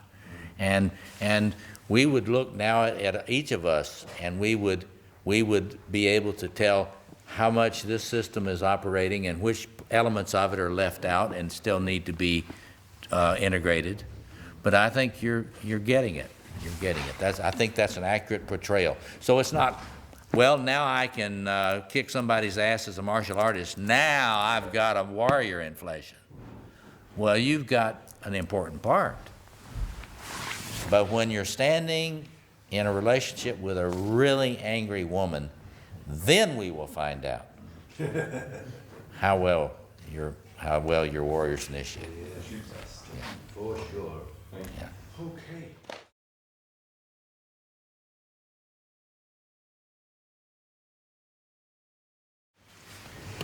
I'd like to just spend a few minutes talking about the lover quadrant of capacities in a male psyche. And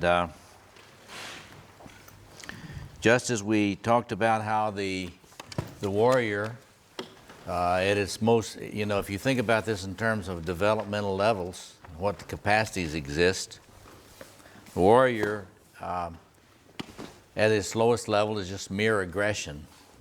You see it in its pure form and rage. If it develops some, then you have the capacity to form some boundaries. If it keeps developing, you get the capacity for focus and discipline. If it keeps developing, you get the capacity to protect that which should be protected. And if it flourishes, then you really get into a valuing authentic service and mission to others. Just as you've got that kind of developmental integration of these capacities and values, in the lover, you start with mere embodiment. The capacity to be in your embodiment. Freud famously talked about the child as being polymorphous perverse. That is, it loves to play with feces and anything. There's no such thing as revulsion, a feeling of revulsion for a young child. I like to say, why be a Puritan about that? Why say, you know, polymorphous perverse? Why don't you just say polyerotic? because the lover is that part in a man's soul that, given a chance, it loves everything. Trees, whales, you name it. And it has the capacity to take delight in. That's one of the chief ways you know how you're doing on this lover thing. How often do you have the experience of taking delight in anything? I just ask you to think about that for a minute, and think about the last time you took delight in something or someone, because that is huge. And hopefully, if this, I call these all lines of development, 4 lines of development. You know, Freudians just think there's 1 line of development. Cohoutians think there are 2 lines of development. I think there are 4. And they are represented by these quadrants. But if you're on this lover line of development, at the top level of this, when it's there in its fullness, you just live in a lot of joy, a lot of the time. Is taking delight the same thing as experiencing joy? It's not yet, but it's connected at its roots. That is to say, I may take delight, and, you know, I may be a stamp collector, and I may have, you know, I may be the coldest fucker around anywhere. But when I open my stamp collection and I see this one particular stamp that's the best, I can take enormous delight in that. Now, I never depreciate that, because if I'm working with a man, I want to know if there's anything that he's aware of taking delight in. Because if there is something he can name, then I say, aha, the lover is opening up in you. We just have to widen the areas where that potential can be experienced. So anyway, as you get past this mere embodiment, the capacity not to be repulsed by anything, you know, there's no shame in the lover, in the healthy lover. That lover, that archetypal energy itself, it doesn't have any wiring for shame. And I like to say, if you got this stuff online, you can play and you can display. So if you see a bunch of people dancing naked to some ecstatic music, that's play and display. No shame. See? And so if you keep on, you know, if gradually, as you get to where you can enjoy the sensuality of your body, that's a huge achievement. There are a lot of us men who, because of all kinds of early shaming and early abuse, don't have the capacity to connect with any of the joy in the erotic embodiment. And I've always said that when a man gets to where he can masturbate, this is an achievement. And I've worked with a lot of men who have had pornography addictions. And we can shame these men, but what you got to understand is the capacity for them to even experience the erotic through porn is an enveloping of this potential in them.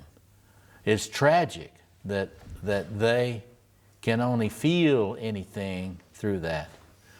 But I have worked for a long time in analysis with men who, when they came to see me, the only connection they had to anything in their heart was a satchel full of pornography. They could relate to images of breast. They could relate to images of vaginas.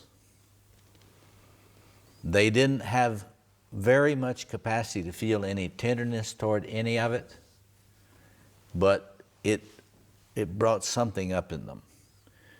And after a long time of interpretation working with that, gradually the capacity to feel any erotic aliveness gradually grows until, lo and behold, you see, in pornography, the feminine is broken up into all sorts of images. And the person has not yet been able to actually relate to an integrated, embodied feminine yet. They can't experience that yet. So as the heart begins to open, the capacity actually to feel intimacy develops. And hopefully not long after it, the capacity to feel tenderness. Now, it sounds like in the story that Parsifal was at a place where he could feel tender feelings toward this young woman. So I just want to emphasize how the capacity to feel tender feelings, what an achievement it is psychologically.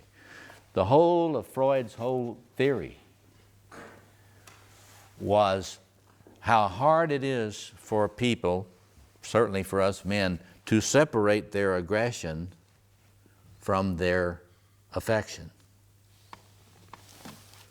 and to experience them in an appropriate, mature way, so you do not have to be sadistic to express your erotic. You follow me? So as that grows, then this capacity for intimacy and the capacity to belong, Paul Tillich calls it the capacity for participation. You know, the going away part is all well and good, but if you're going to have your heart open and you're going to be human, you've got to learn how to be able to participate with other humans. And so this opening to participation can begin with an individual, but then it develops into the capacity actually to experience belonging to a community. So the capacity even to feel yourself belonging to any community is an opening of the heart. It's an opening of the capacity to love. And then, as I said earlier, when this potential is flowering, you don't just take occasional delight. You don't just enjoy here and there. At these flowering stages, you get like you be around someone like the Dalai Lama. You can tell that he has a lot of joy if you're around him. You can tell he has a lot of joy in spite of difficult things he has to deal with.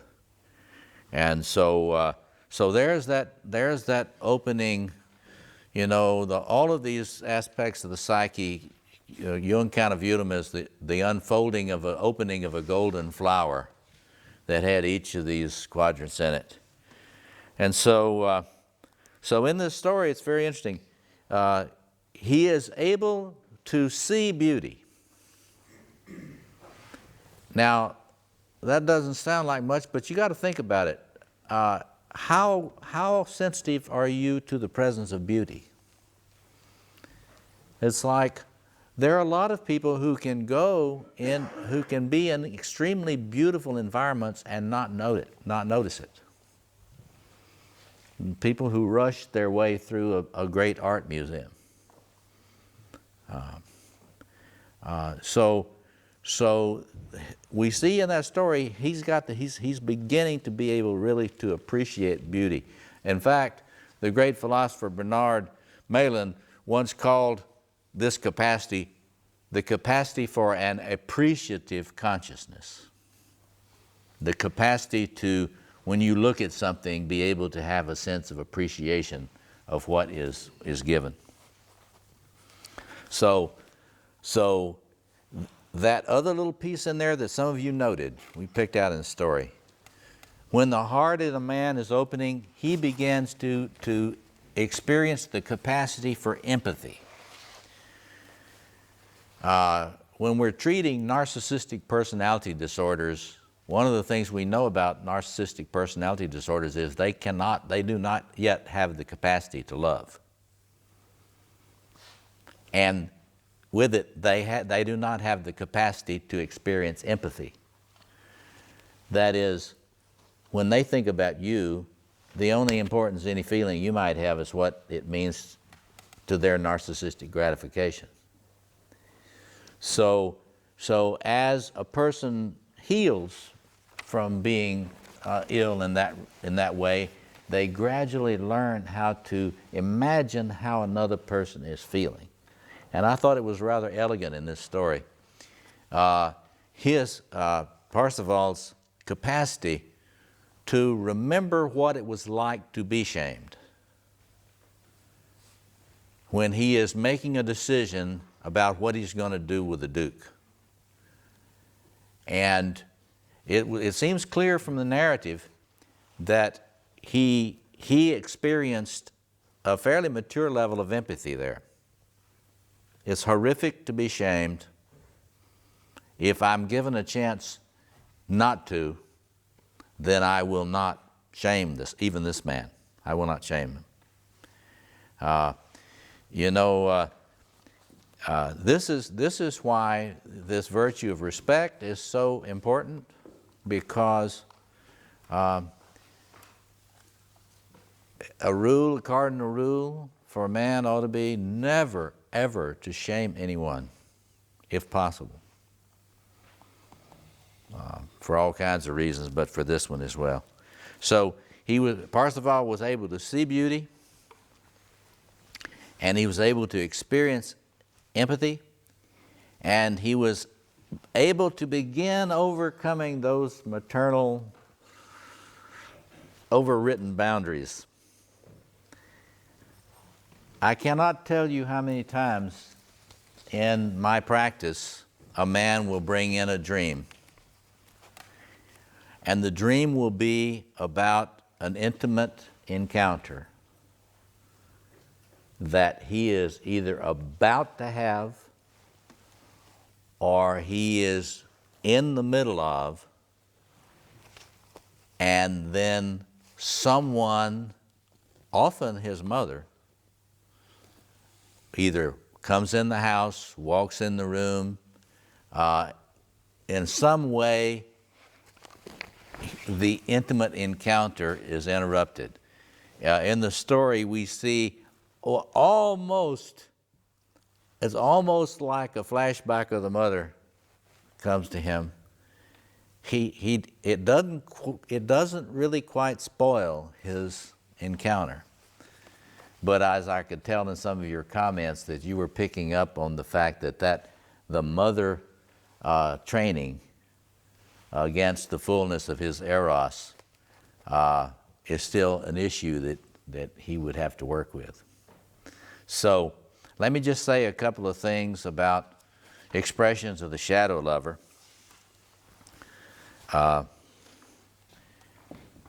So we know that a man who's really cooking, I like to say cooking in these circuits, he knows how to have fun. He may be developing the capacity for a deep, sustaining joy.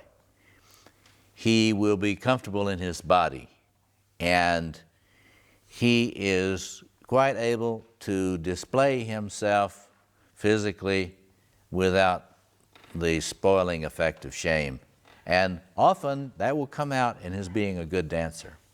It will often come out in that respect. So what about shadow expressions of the lover?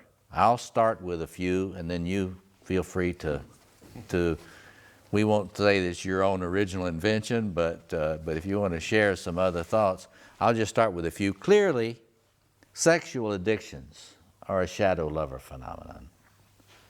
And they're extremely widespread now. And addiction to internet porn is just epidemic now. And so certainly that's one. And actually addictions to anything are what I call shadow lover expressions.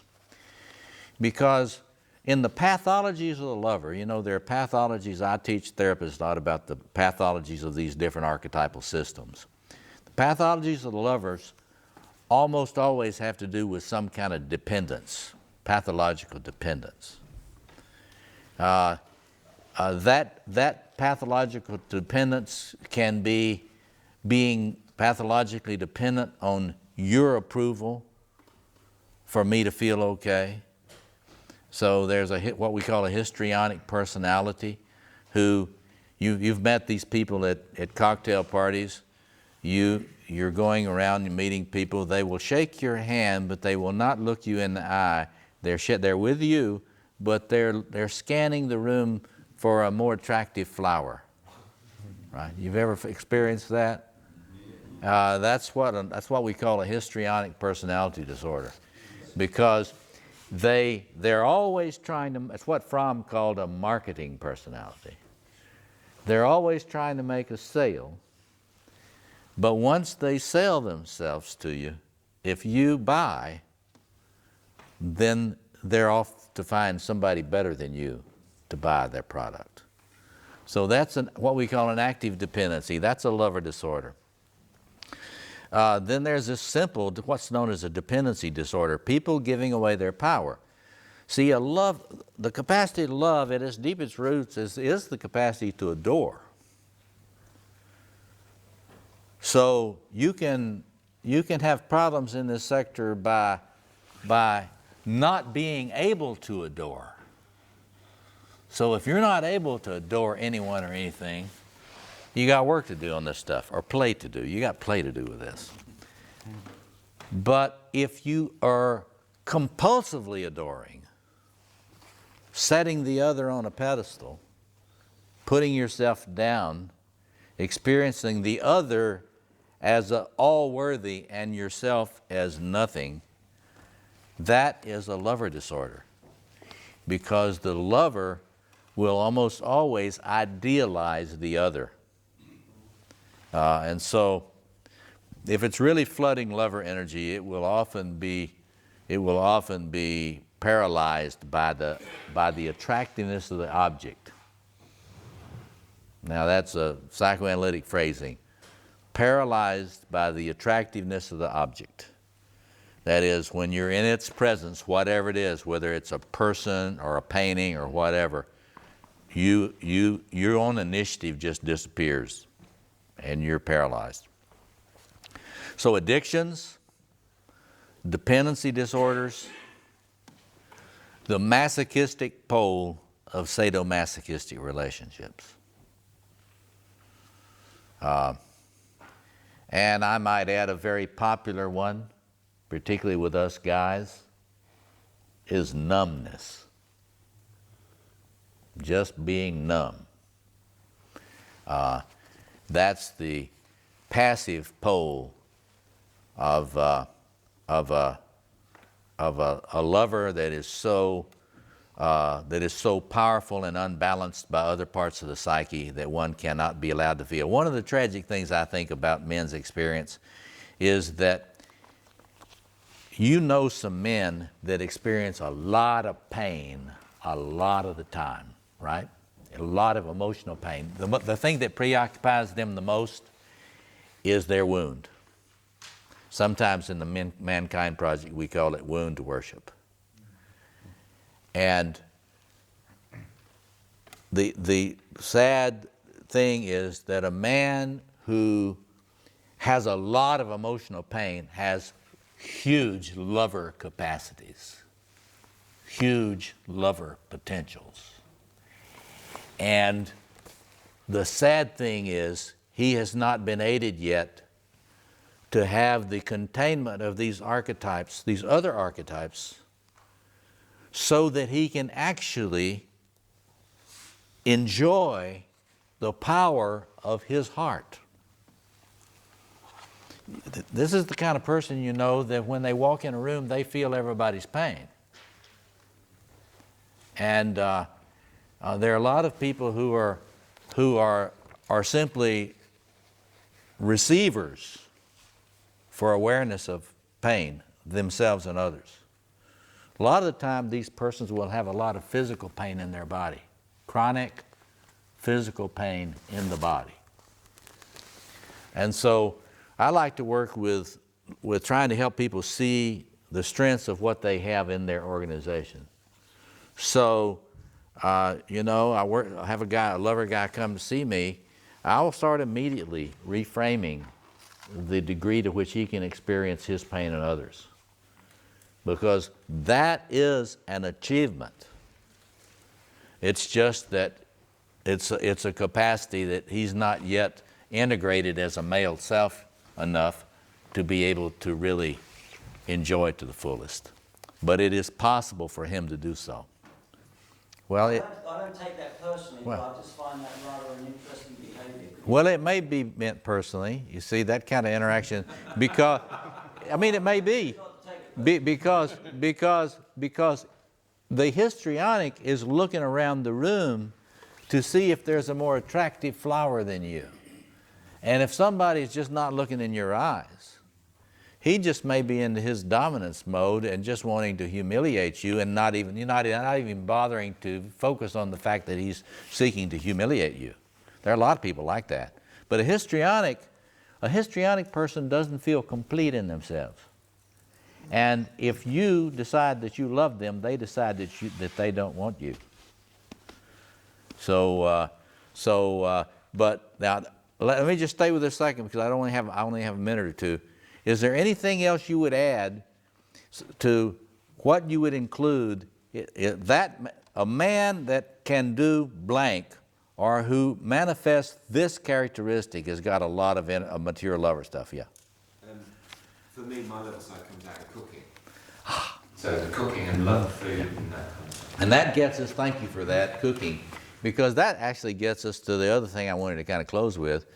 Will you share with us all the things that you've done which have helped you embody this lover energy?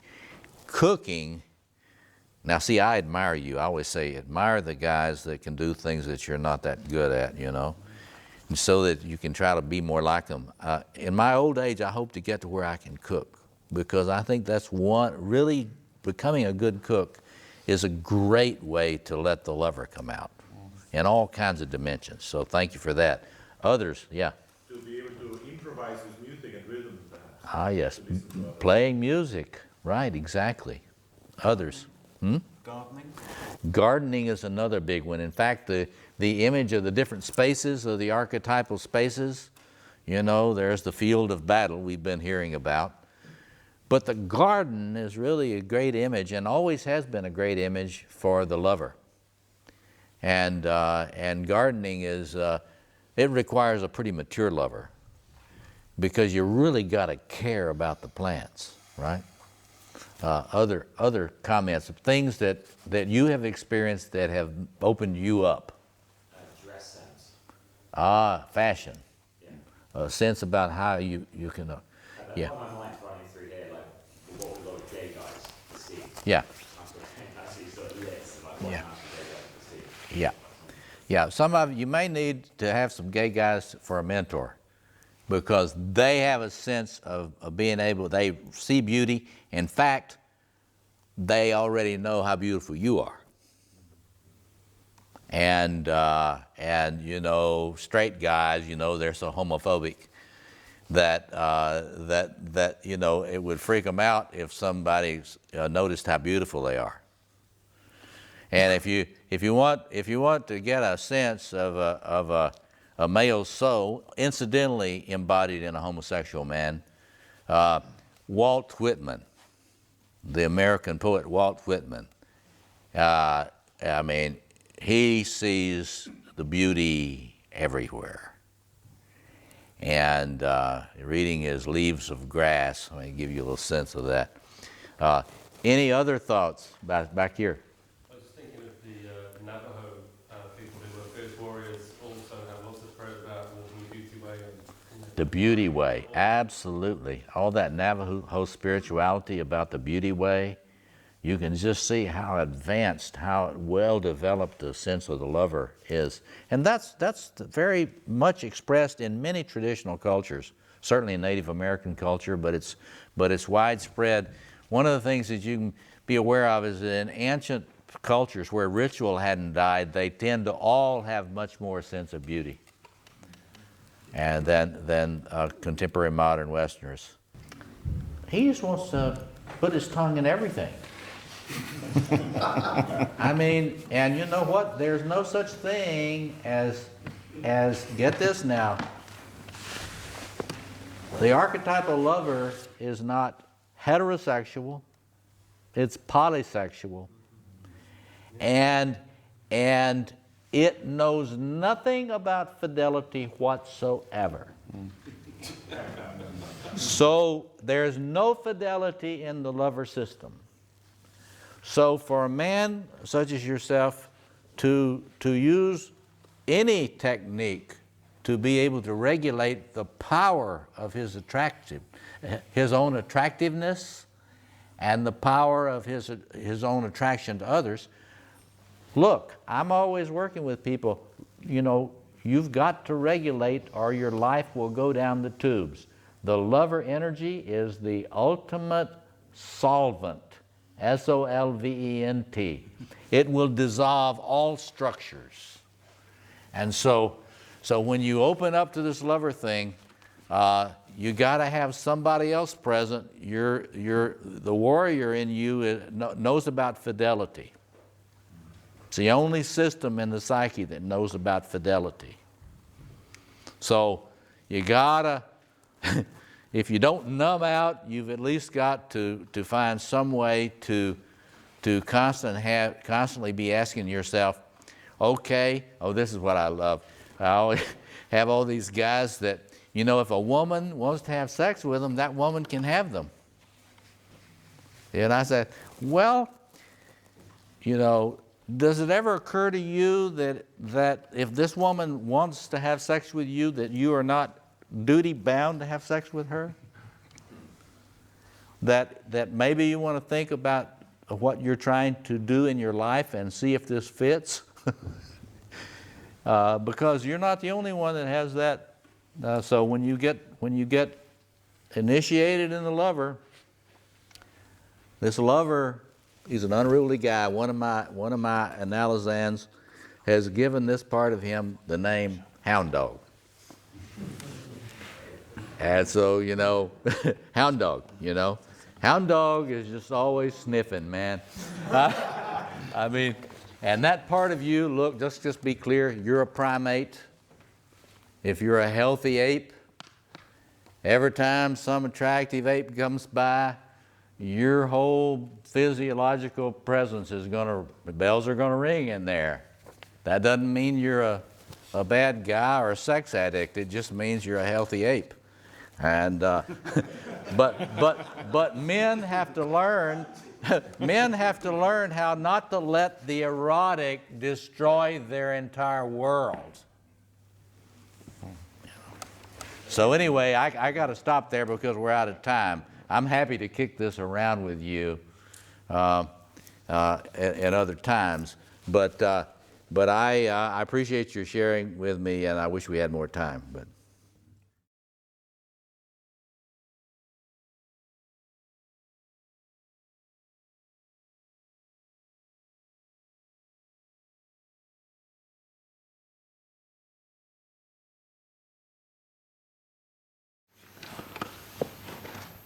Well, here we complete the circle.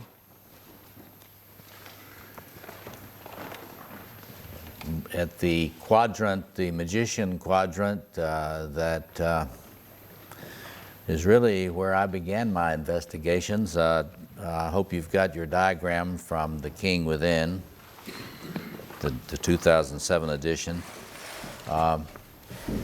We've been walking our way. I like to say that a mature man is someone who can, like that mythic king, dance the four quarters.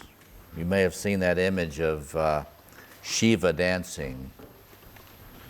Well, there's a way in which your soul can learn to dance the four quarters, and now we're at this magician quadrant. When I was a young scholar, in my humility, wanting to finish Jung's work, I saw myself, I didn't really see myself as working on masculine psychology at all. I set out to complete Jung's investigations into the mysteries of the occult. And so I started doing a lot of field work, as I may have mentioned to you before, going out and observing and being a participant observer in all sorts of ritual processes around the world in different spiritual tribes, different tribes of ritual magic, and looking at all modes of ritual practice. A lot of young people were getting involved in cults in those days, and many people were antagonistic toward them and saw the practices they did as demonic and making people crazy. So I went out and started to try to investigate and learn about these things, and so I was surprised that when I got inside the world of people who had a lot of experience in practicing ritual, I was surprised at how much thought and depth there were among so many of these people. Here I was a psychotherapist, and I once sat, I was invited to go along on this occult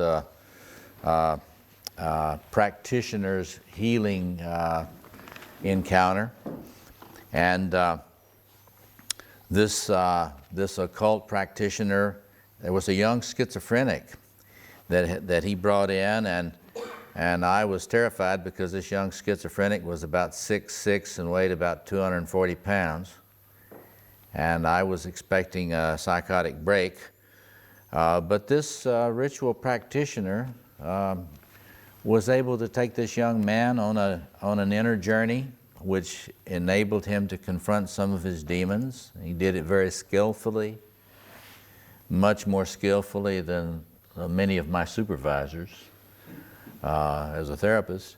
And then he brought him out, and so I was learning some new respect, and so I continued looking at that.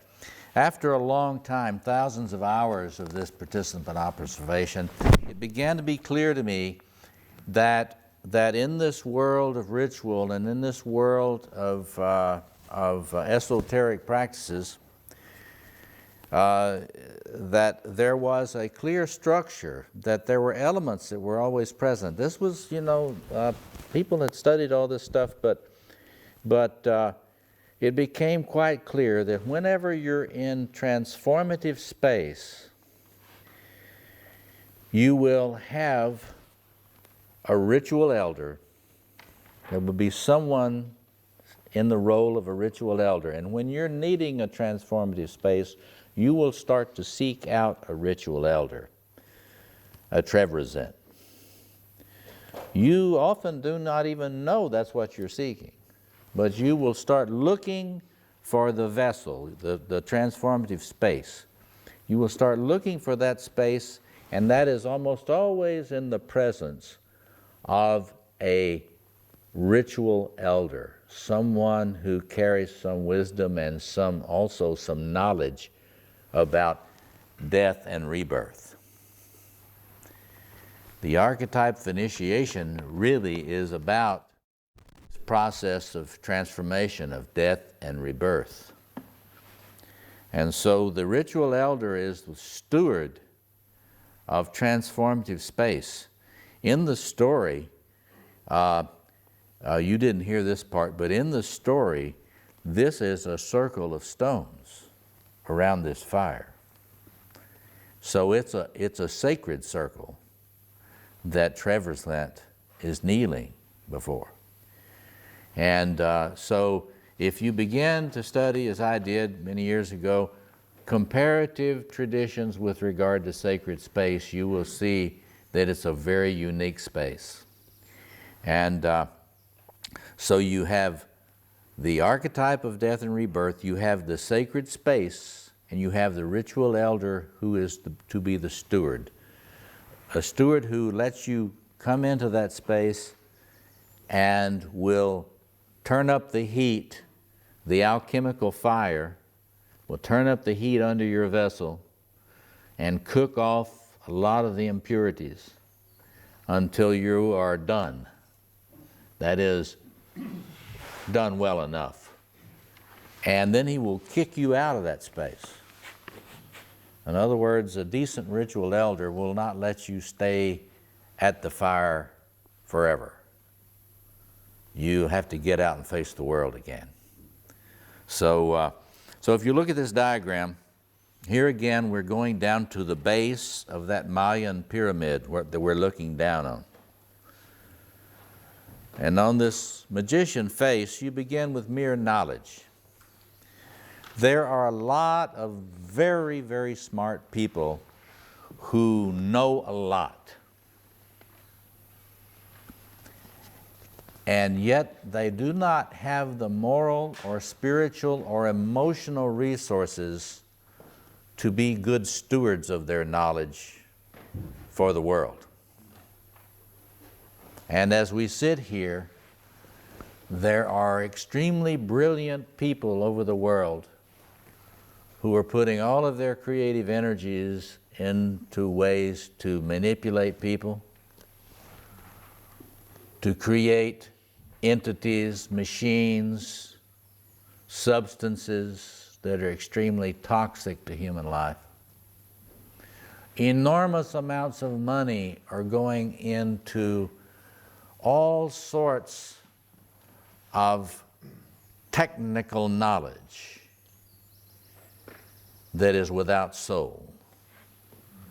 Paul Tillich, again, saw it coming. He said that ontological wisdom, that is true knowledge of the depths of being,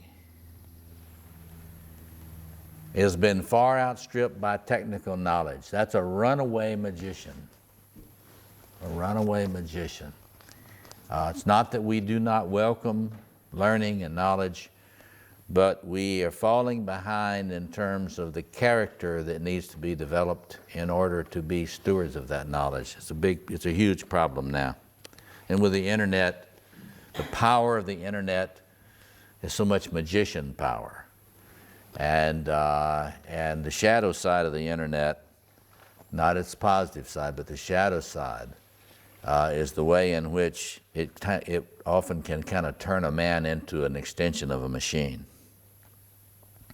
So anyway, as you begin in mere knowledge, you have no concern for healing.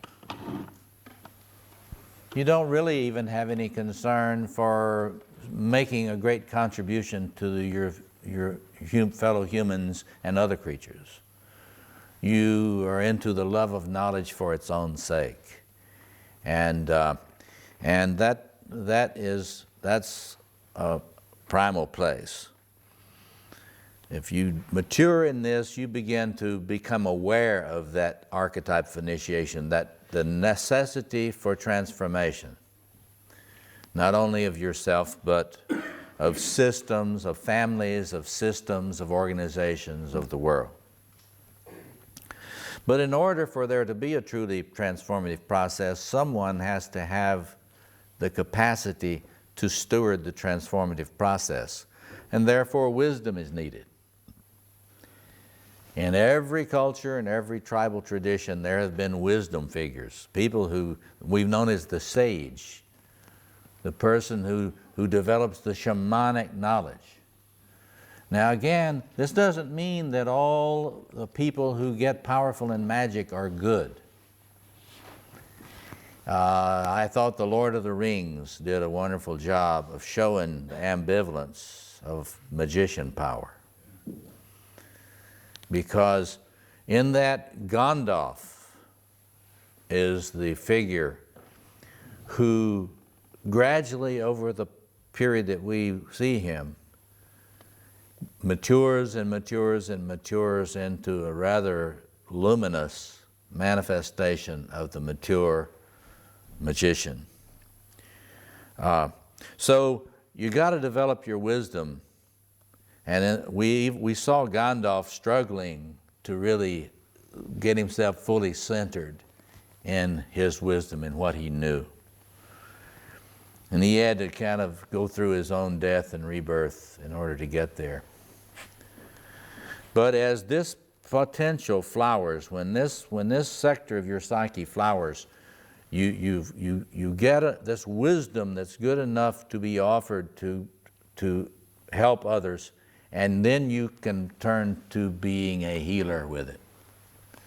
So the richest, most golden flower of the magician sector and the magician line of development is when you can bring the power of your mind and the power of your understanding, the power of your knowledge as an offering to a suffering world. This is the shamanic realization. You're not a sorcerer who, like so much in contemporary Madison Avenue and other centers of advertising, you know, there are more people that study this kind of material that we're studying. There are more people in the corporate world who are highly trained in this stuff, and they are using this knowledge to learn how to manipulate people by appealing to their archetypal depths. And I submit to you that if you want to see sophisticated, manipulative use of archetypal patterns, you simply watch commercials. Really sophisticated commercials. And it's extremely widespread and growing, and they're getting much more sophisticated, and the power of their capacity to manipulate archetypal energies is huge. And so if the folk that want to really try to counteract that kind of sorcery, you have to know about these things too, just like Gandalf. So the question of right intention is huge. And it is the question of right intention that distinguishes a sorcerer from someone who carries knowledge in a way that is in the mature shamanic kind of capacity for healing. So at the top of this Mayan pyramid, as you approach that temple on top, you see these highest virtues of these lines of development within you. On the one hand, you have a truly chivalrous knight. You have an ecstatic, joyful lover. You have a powerful, compassionate, caring, and blessing king. And you have this fiercely loving, shamanic, healing wisdom figure. Now, what about shadow? What about shadow? I wanted to, in this Facing the Dragon book, I talk about the different forms of hell, that grandiosity forms in each of these different quadrants.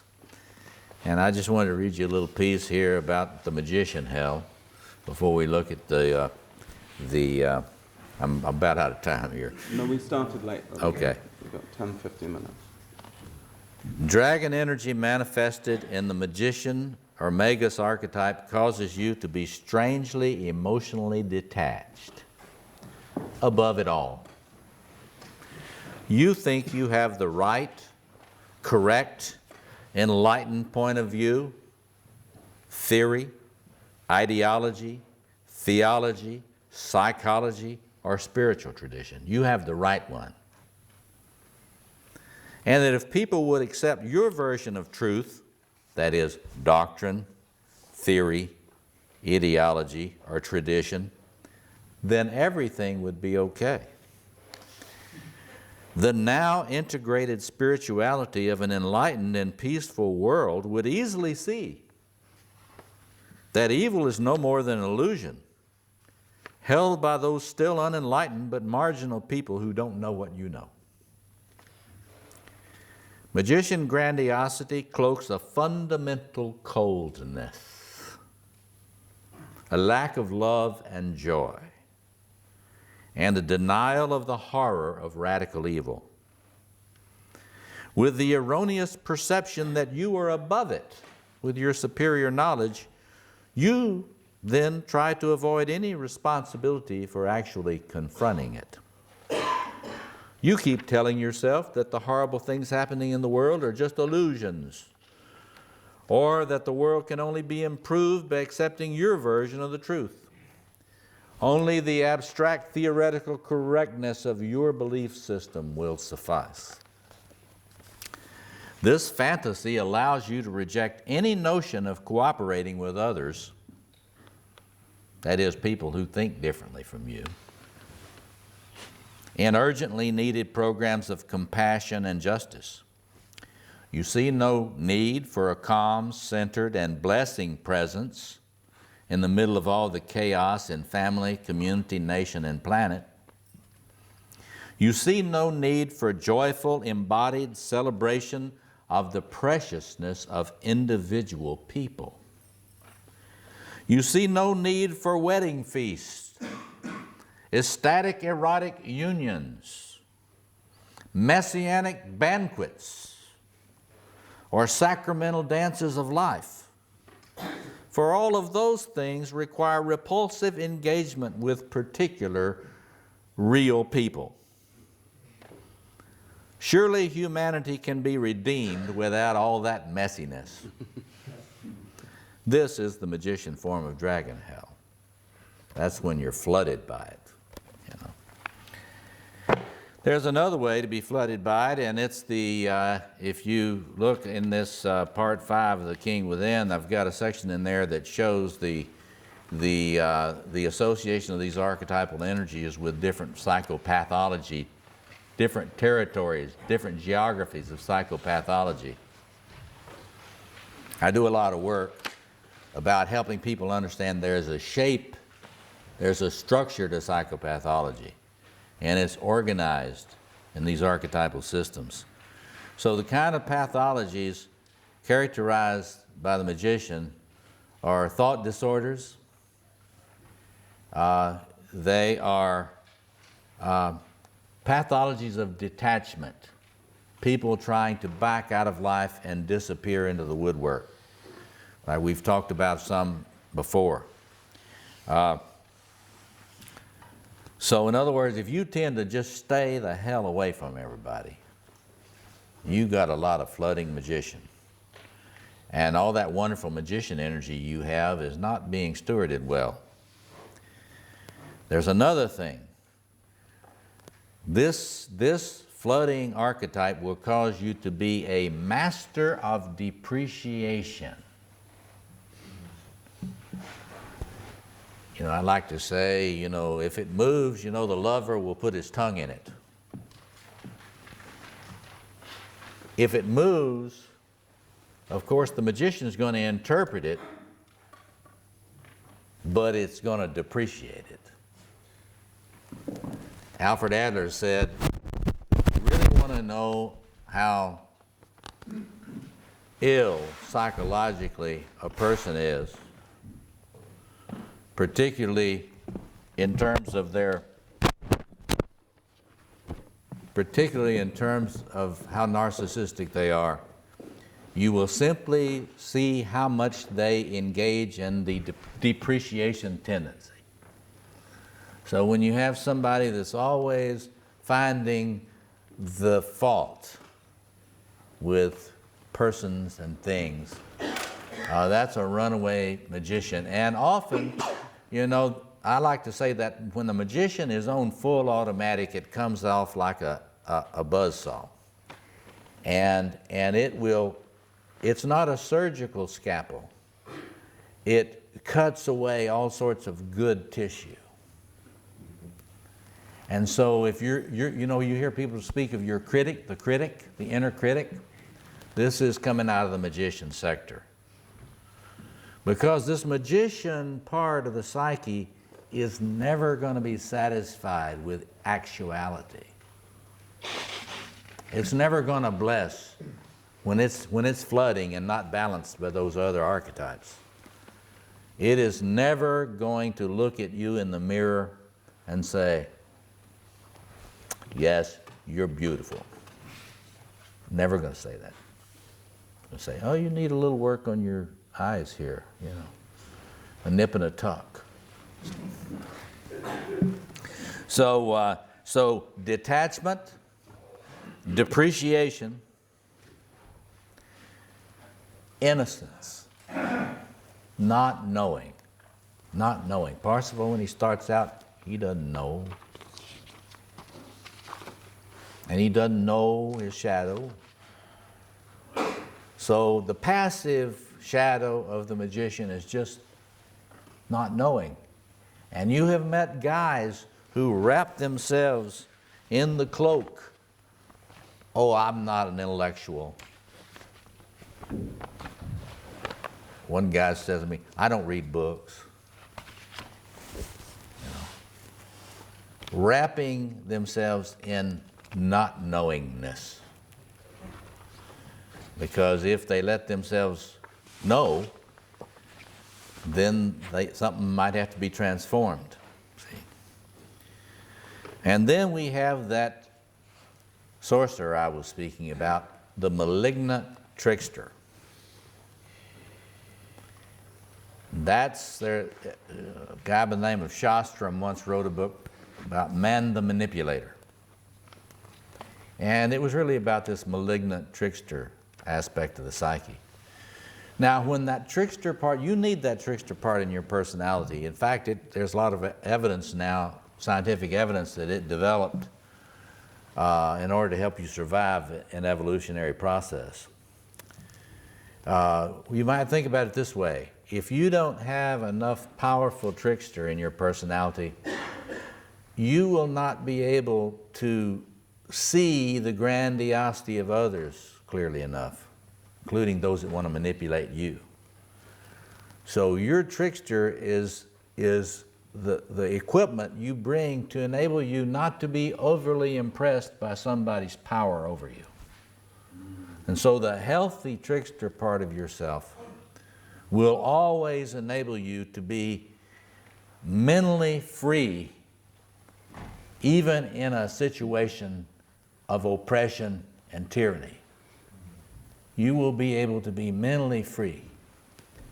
And there are many trickster figures in world culture that embody that. So if the trickster is working without benefit of balance by these other sectors, then it will undermine everything you try to do. It will criticize every project. If you're one of those guys that has started projects, started businesses, and then it gets upended, and then you start another one, then it gets upended, then you start another one, and it gets upended. This flooding trickster will always destroy your cosmos, your world, before you're able to get all the foundations down securely and build from the base. And so if that's been happening to you, you just got to realize there's a perfectly wonderful archetypal energy in you that needs to be stewarded more consciously to help you resist being dominated by oppressors. But it should not be upending your building project. See? So, let's see, I believe that's okay. Can I just ask a question? Are you saying that that's self-sabotage? Yes, self-sabotage is this trickster operating, I like to say, on full automatic. And it's just it doesn't wait for the royal part of yourself to say, come here, I got something that needs to be confronted. Or confront me, you know, when you're granted, you don't say, you know, if you're having it confront you and you're using your own trickster to see through your own, see through your own grandiosity, it's working right. But if it just starts to work without being invoked, then that is when you sabotage yourself. And you know, we have this personality description, we call it the self-defeating personality disorder. So there are two sides to the trickster. Yes, like all archetypal energies. There's a shadow side of it, and there's the conscious, well-stewarded side of it. And so, Sorry, what does the trickster think it's achieving by upending this project? well, the magician sector in general, it is so critical of anybody's building project. If that architect, you think of Amenhotep in Egypt, who served the Pharaoh, who helped him build a lot of incredible things.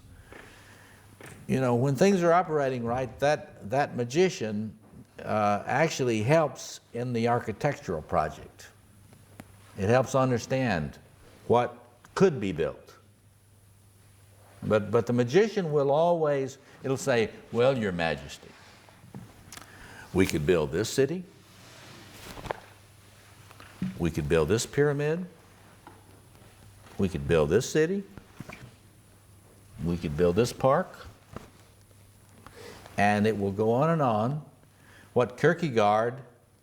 Creating what Kierkegaard called the sickness of infinitude. That is, the magician is going to constantly be coming to you with projects, and you say, here, Your Majesty, and then you say, oh, this looks interesting.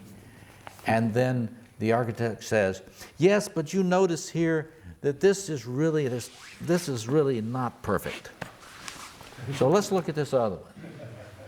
And so it's extremely, see, the only thing in you that's going to choose is that part of you sitting on that throne. And finally, that part has got to say, we will build this for good or ill. We will build this. And Mr. Magician, I need your help in this building. So, shut the up if you're not being helpful.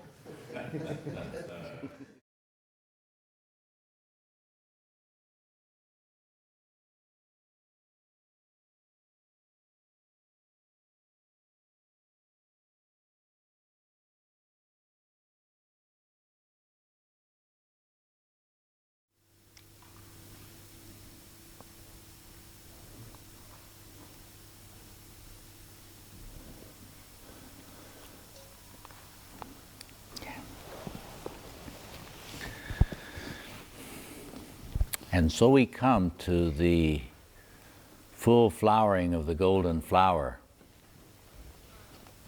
of the male soul and of possibilities for the human community.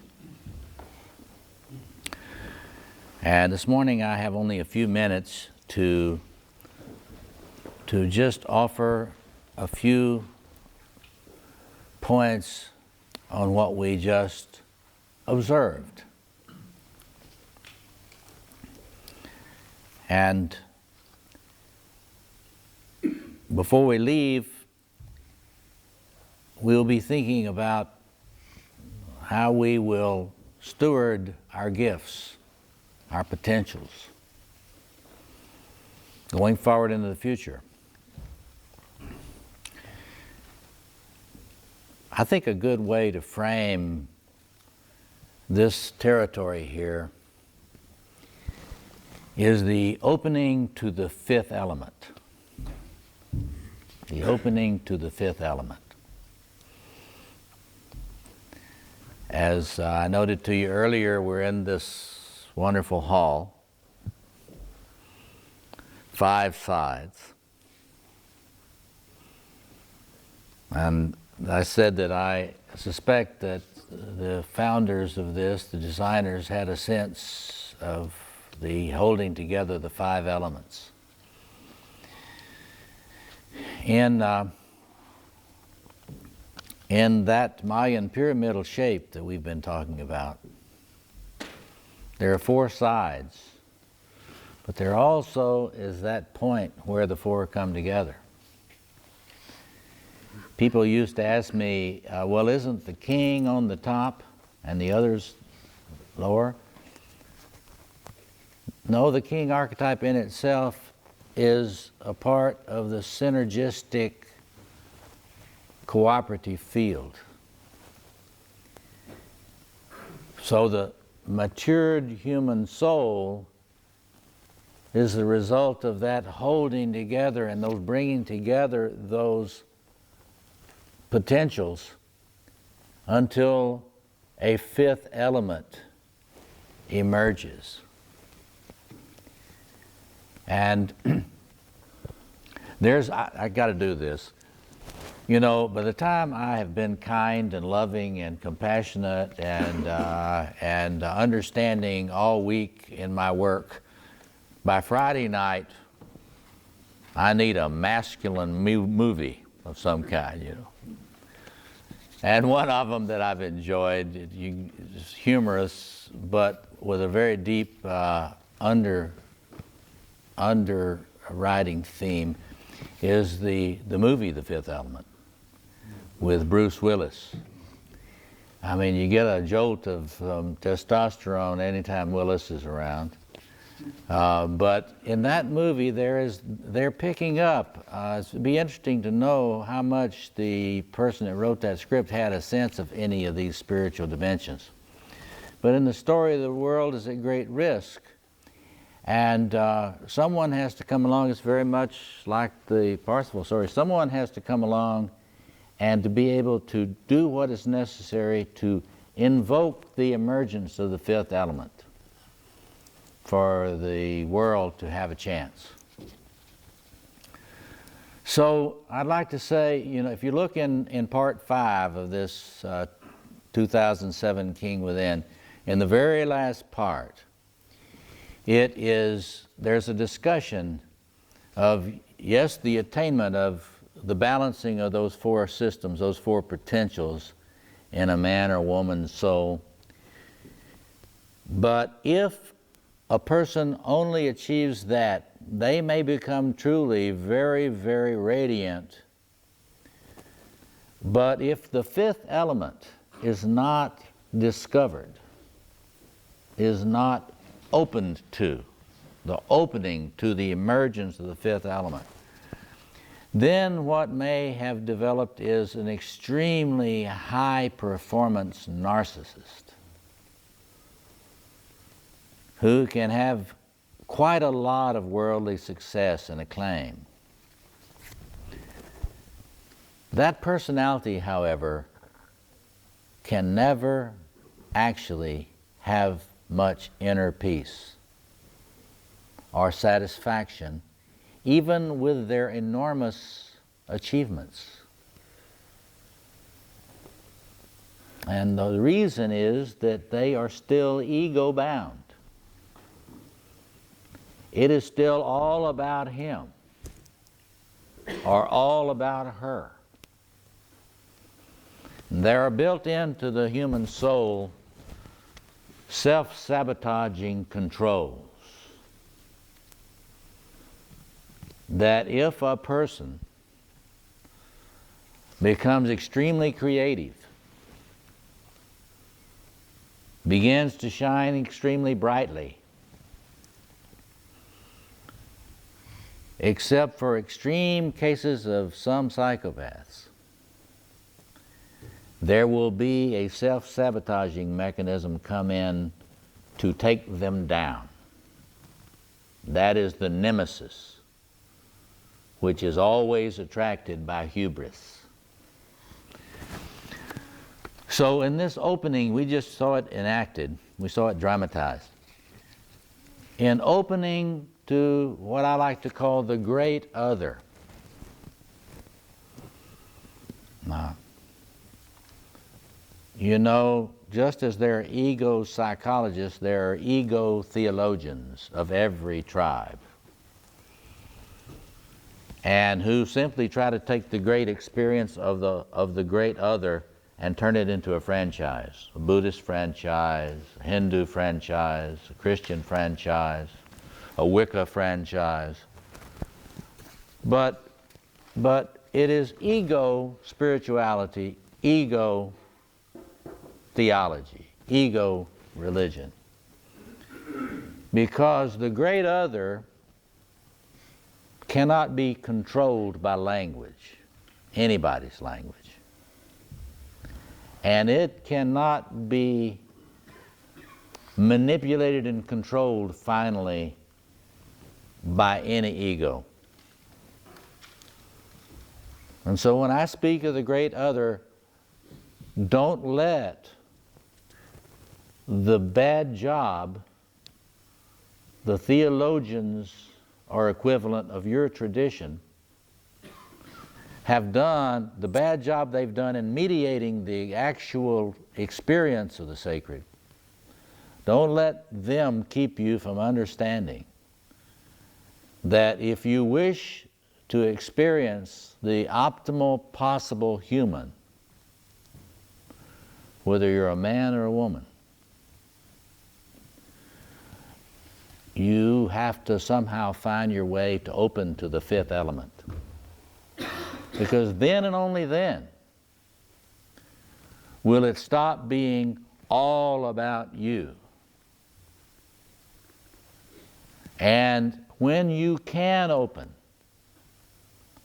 to the great other, however you choose to language it, at that moment, the ego is really not, the personal self is not actually, this is very important, the personal self is not really destroyed. Actually, contrary to a lot of sort of human-hating interpretations, the personal human self is enhanced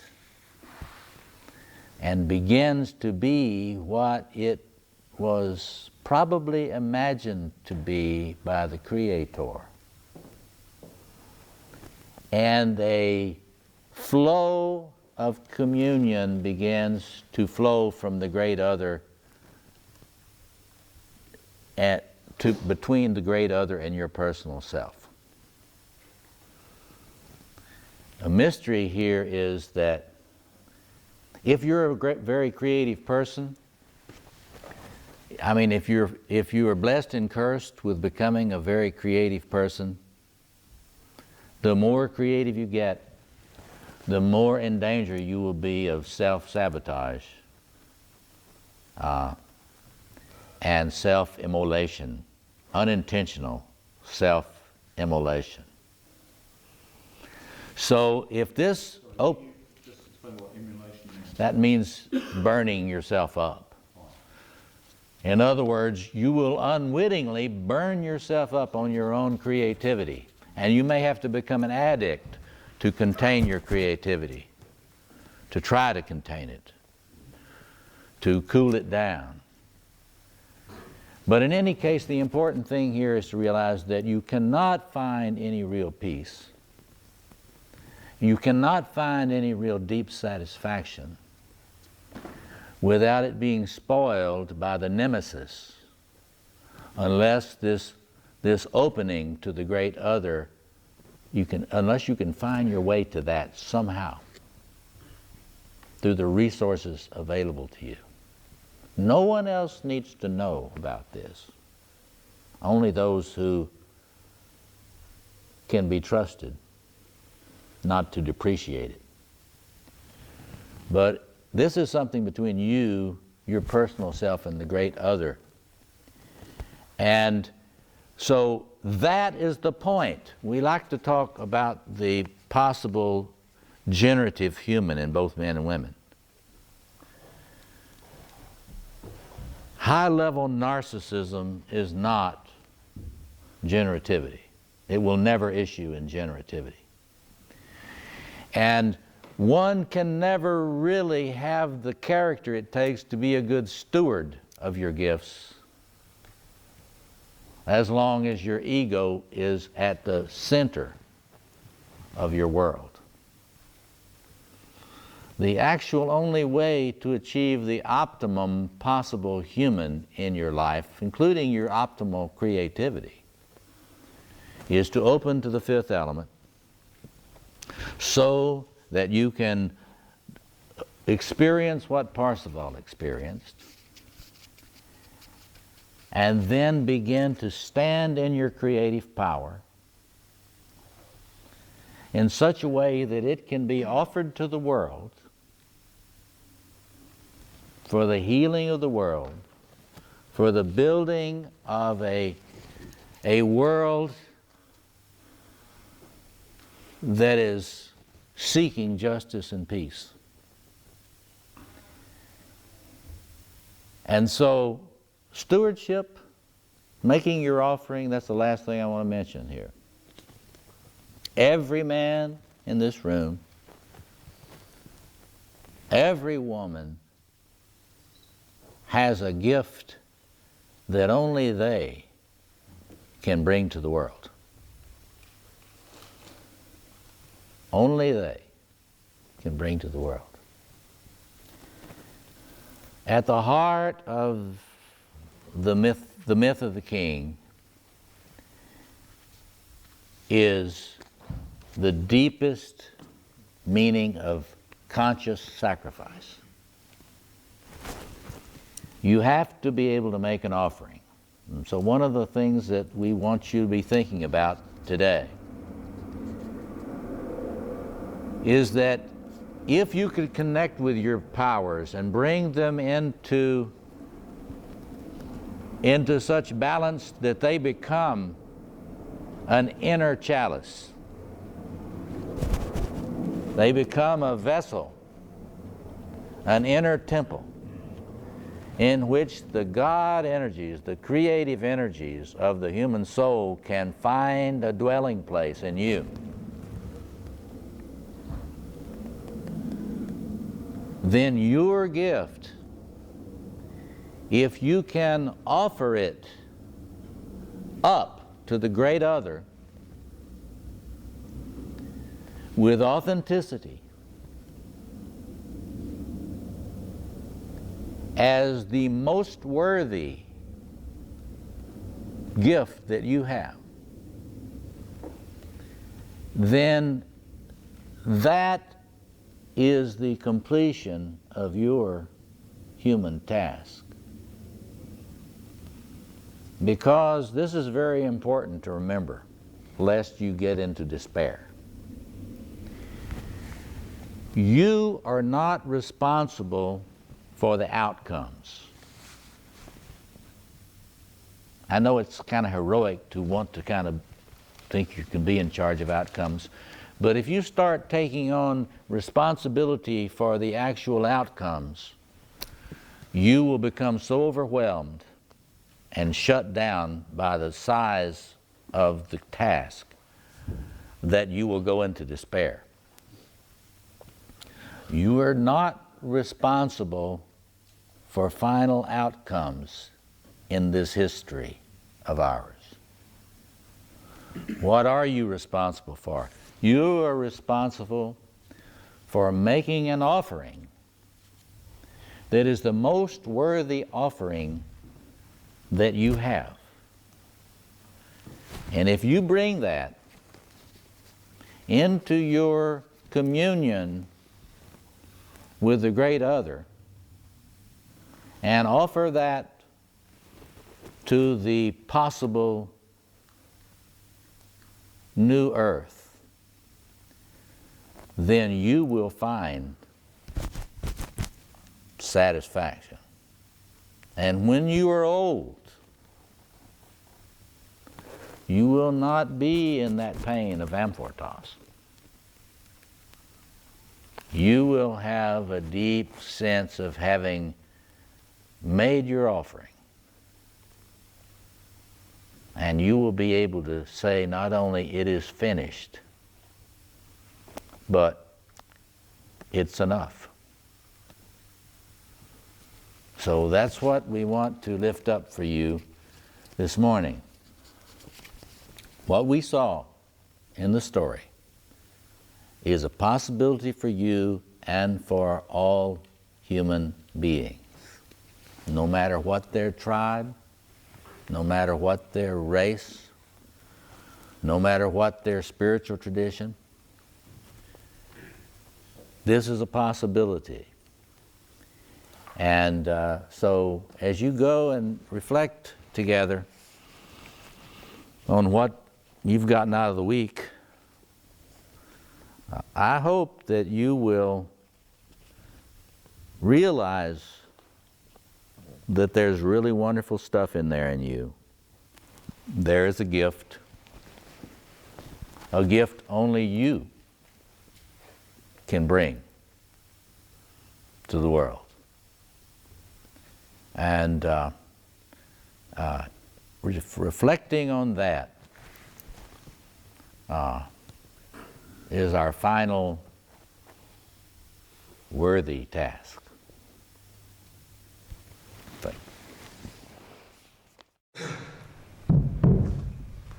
Ever since he first put his infant head into the dark hollow of his father's war helmet, he wanted to be a man big enough to fill a suit of armor. And even when, as a young man, he saw his own father killed dead from a violent clash of arms, the appetite for the glory that could be won through arms was undimmed. His name was Garamet. He was the second son of the king of Angevin. And despite his mother's pleadings and driven by a fiery sense of purpose, he left the courtly life off in search of glory. He jousted his way across Europe and won many triumphs, and more money than could ever be counted, riches beyond measure. Until eventually he found himself as the friend and protector of the Caliph of Baghdad, who was the most powerful and distinguished Muslim of the age. His triumphs took him to many lands, as far as the coasts of Morocco, where in coming to the aid of the besieged coastal city of Zazamak, he became enchanted by the beautiful Queen Belakana, whose skin shone blacker than a moonless night. Untroubled by their differences in faith, the couple fell in love and were soon married, and Garamet was acknowledged as the king of Zazamak. Fairly soon, Garamet became bored again with the endless days of courtly life, and he soon found himself gazing out to sea at his ship harboured in the bay. And although Queen Belakana informed him that she was with child, she awoke one morning to find him gone, and his ship sailed out to sea. Garamet would never see the fine young son she gave birth to 6 months later, the visible emblem of their union, one whose skin was dappled as a magpie, whose name was Fitz. Following on his impatient destiny, Garamet entered the service of the King of France, and eventually, after adding many victories to his tally, as his thoughts were turning back to his wife and child, when news came of a tournament that was to be held in a place called Wales, All the most famous champions were gathering there in a competition for the hand and the lands of that country's virgin queen, the beautiful Queen Loida.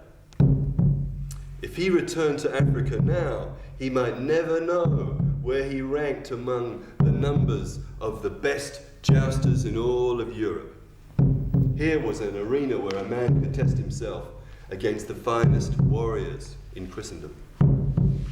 So Garamet turned his horse's head and rode at speed towards Wales. Many fine pavilions were pitched beneath the castle, where from a balcony the beautiful Queen Loida and her ladies watched the thrills of the fighting and the jousting. They saw many great kings wounded, bruised, winded, lances shattered, shields smashed. One after one of the horses left injured and screaming, knights retiring one by one from the field, limping, and all afternoon the jousting wore on until only one man was left standing. It was Garamet who opened his visor and raised his lance up to salute the smiling queen in her balcony. Later that evening, he was summoned into her presence so closely that he caught scent of her perfume. She was indeed very beautiful, and her soft white skin was as ivory as his first queen's had been ebony. The Lord Marshal announced that he had won both the hand and the lands of the queen.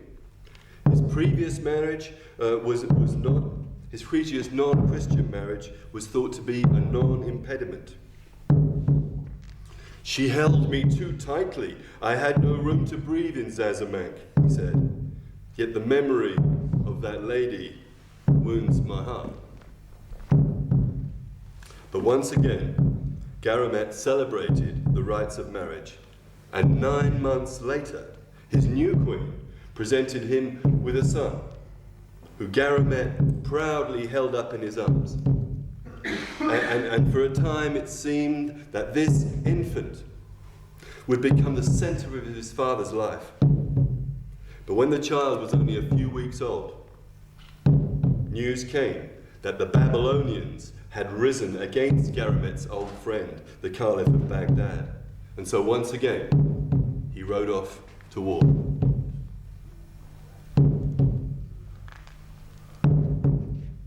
"10 weeks later came the news of his death in an ambush on the Baghdad road. A lance thrust through his head had put out his fire. So, farewell then, Garamet.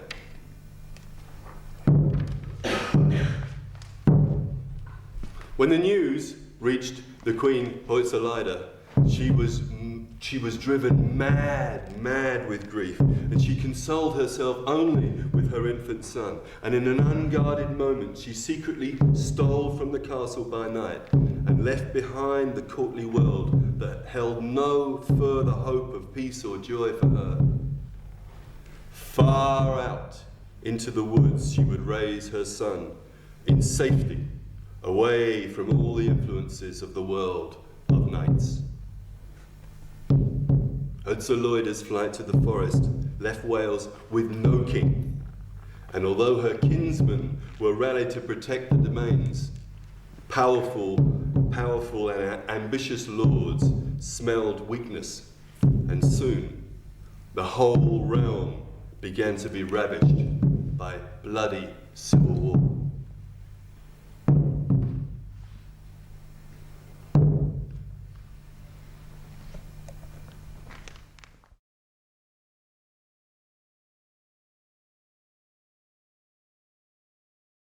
So, the son of Garamet grew up knowing absolutely nothing about the world beyond the woodland garden where he lived with his mother.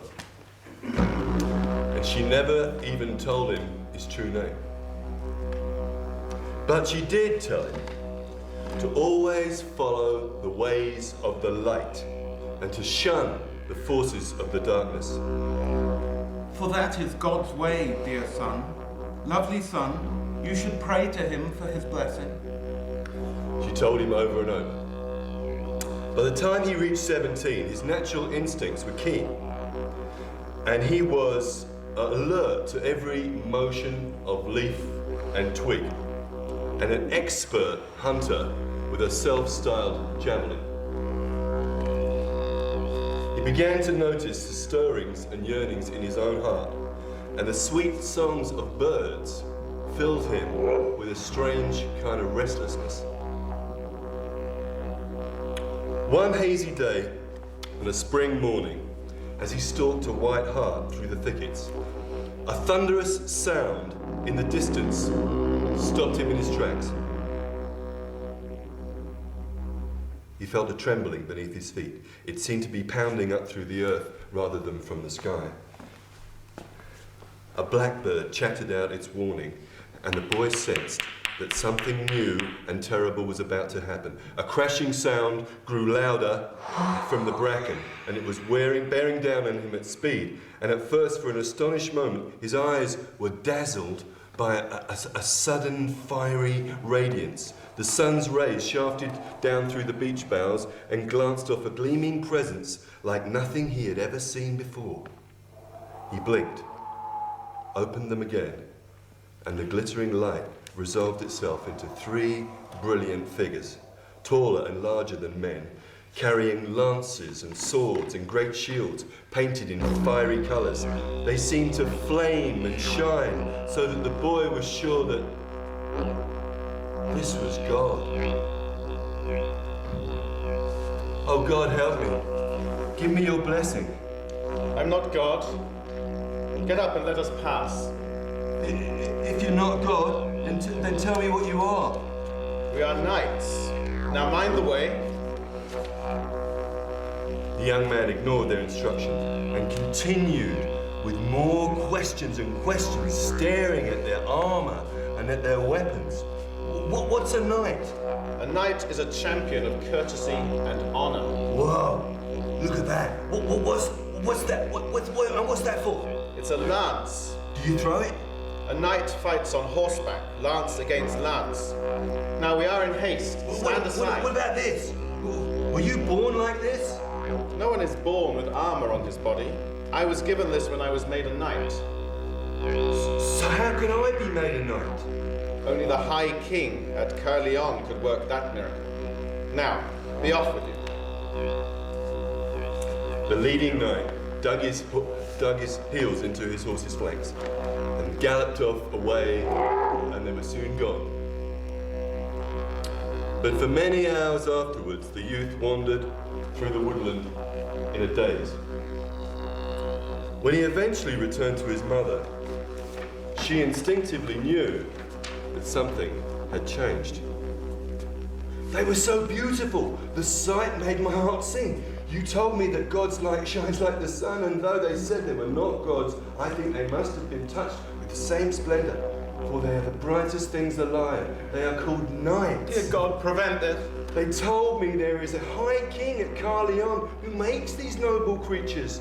The fairest of them said that if I go to that place, this king will work a miracle, and that would make me one of those knights too. Listen to me now, listen to me, bon fils, lovely boy. Oh, dear God, help me now! But mother, I've seen what I was meant to be. Be silent and learn. Your father was such a knight as this. There was none prouder in all the world, and where is he now? Dead! Lovely boy, dead in his blood these many years, and food for worm! But I'm alive! And I would keep you so. Your life is mine. You don't see, mother. It was as if these knights were made of light. I think that God has shown me his light to follow. And if my father was such a man... No! Didn't I tell you there were devils too? These knights are devils, boy! They bring death to one another and madness to all! They madden the hearts of all who love them. I beg you not to think of them. Your place is here with me. No. I have seen my way at last. My life has been yours, mother, and I thank you for it, but I must make my own life now. Tomorrow I shall follow God's light, as you yourself once told me that I should follow. And I will follow it till it brings me to the High King at Carleon, and he will make a knight of me, so that I too will shine like the sun. After a number of sleepless nights, the old Queen Herzeloida, contrived a scheme by which the world would send her boy back to her. She gave him a pot-bellied old nag, dressed him up in a patchwork sackcloth, and gave him a hood threaded with holly leaves. Wait. There are things a knight must know. Listen to me, lovely boy. You must always wear these clothes I've made for you. Let no one take them from you. And greet everyone you meet, saying, God protect you, good sir. And then they are sure to treat you well, for the world is full of wickedness and greed. But if grey-haired old men give you counsel, listen to them closely, for they know how to survive. What else? What else? I understand. Let me go now, mother. Wait, you must learn about women first. Women are frail creatures. If you see one in need of help, you must grant it. For if a knight fails to heed ladies, his honor dies. And you may give them kisses. Yes, have kisses of them, but I forbid you to take more. For love of me, my son, leave her only with a kiss. Though if she has a ring for you to win, you may take that of her in all innocence, and if, dear God, you meet men such as these who killed your father... My javelin will avenge you, mother. Kiss me, my son. Oh, dear God, no, I cannot bear this. Lovely boy, kind boy, both feast, share feast, I beg you, do not abandon me. Don't go, my son, do not abandon me! Parsifal eventually tugged his hand free and rode slowly out of the glade without a single glance back at his wretched mother. If he had turned back, he would have seen his mother swoon and collapse into death, her grieving heart beating no more. But he, filled with hope, exalted on his pot-bellied nag, could only hear a summoning to glory in the sound of the wind. He never looked back to see the mother, suffering a sudden seizure of the heart, collapse and fall down dead in the path. He rode through the forest on and on and on until he came upon a stream. And knowing no better, he followed its banks for hours, coming upon an open meadow where stood a rich pavilion with lavish awnings of yellow and purple. The young man entered through an open flap, and the air within had a fragrance that quickened his senses and stirred his heart. There, in front of him, lay a curvy female figure with shining black hair, asleep splayed across fat satin cushions. Her name was Jershute, the wife of Duke Orelus. And as he stood and stared at the rise and fall of her heaving breast, he remembered that this was a woman, and his mother had given him strict instructions about how women should be treated. He knelt down, puckered his lips, and forced his mouth upon hers. She startled awake, pushing away the strange figure that smelt of a farmyard. Who are you? What are you doing? Get off! I wish to heed you, lady, for when a knight fails to heed a lady, his honour dies. My mother told me so. A knight? What are you, mad? Go home to your mother. My mother told me I might take a ring as well as kisses. And at that the youth seized her wrist and tugged at her emerald ring. Don't you realise who I am? Lady Jershute, lover to Duke Orelus. He'll be angry and think I've given this ring to another man. You have, lady, and I thank you for it. And with that, the youth grabbed a handful of pastries from a table, ducked out of the pavilion, and cantered away on his horse, happily ignorant of all the damage he was leaving in his wake. It was towards early evening when, riding through a grove, he heard the sound of sobbing. He pulled on the reins and made out two figures in the shadow of a yew tree.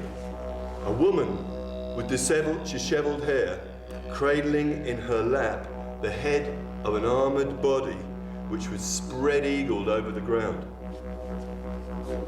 God protect you, lady. Can I help you? There is no help for us. My love is dead. He looked on in dismay as the woman clutched the figure of a knight to her breast. The youth could see his iron breastplate smashed and buckled, and the vestments beneath clotted with blood. He wondered what his mother would have wanted him to say. He is a dead body, lady, and we should bury him. No, don't touch him. Tell me your name. I shall pray for you. My name is Dear Son, Lovely Son. Come closer. And look at you. Dear God, I know your mother. She is that poor, mad Herzlida. I am Sagoon. You must be my cousin, Parsifal. Have you left your mother alone? I have, for I'm on my way to Carleon, where the High King will make me a knight. But you are already a great prince, cousin, and an heir to many lands. My lover here gave his life at the hands of Duke Aurelius, upholding your rightful claim to Wales, and you knew nothing of it. At that, she clutched the dead body tighter to her breast, and her tears flowed again. Well, I am a knight. I swear I will avenge this death, lady. Go back to your mother. Hasn't there been enough killing all these years? I beg you, Parsifal, leave the knightly world to its madness. Honor your own gentle heart. Find some kinder way to be a man. So, baffled and confused, he remounted his nag and rode on in search of Carleon and the High King.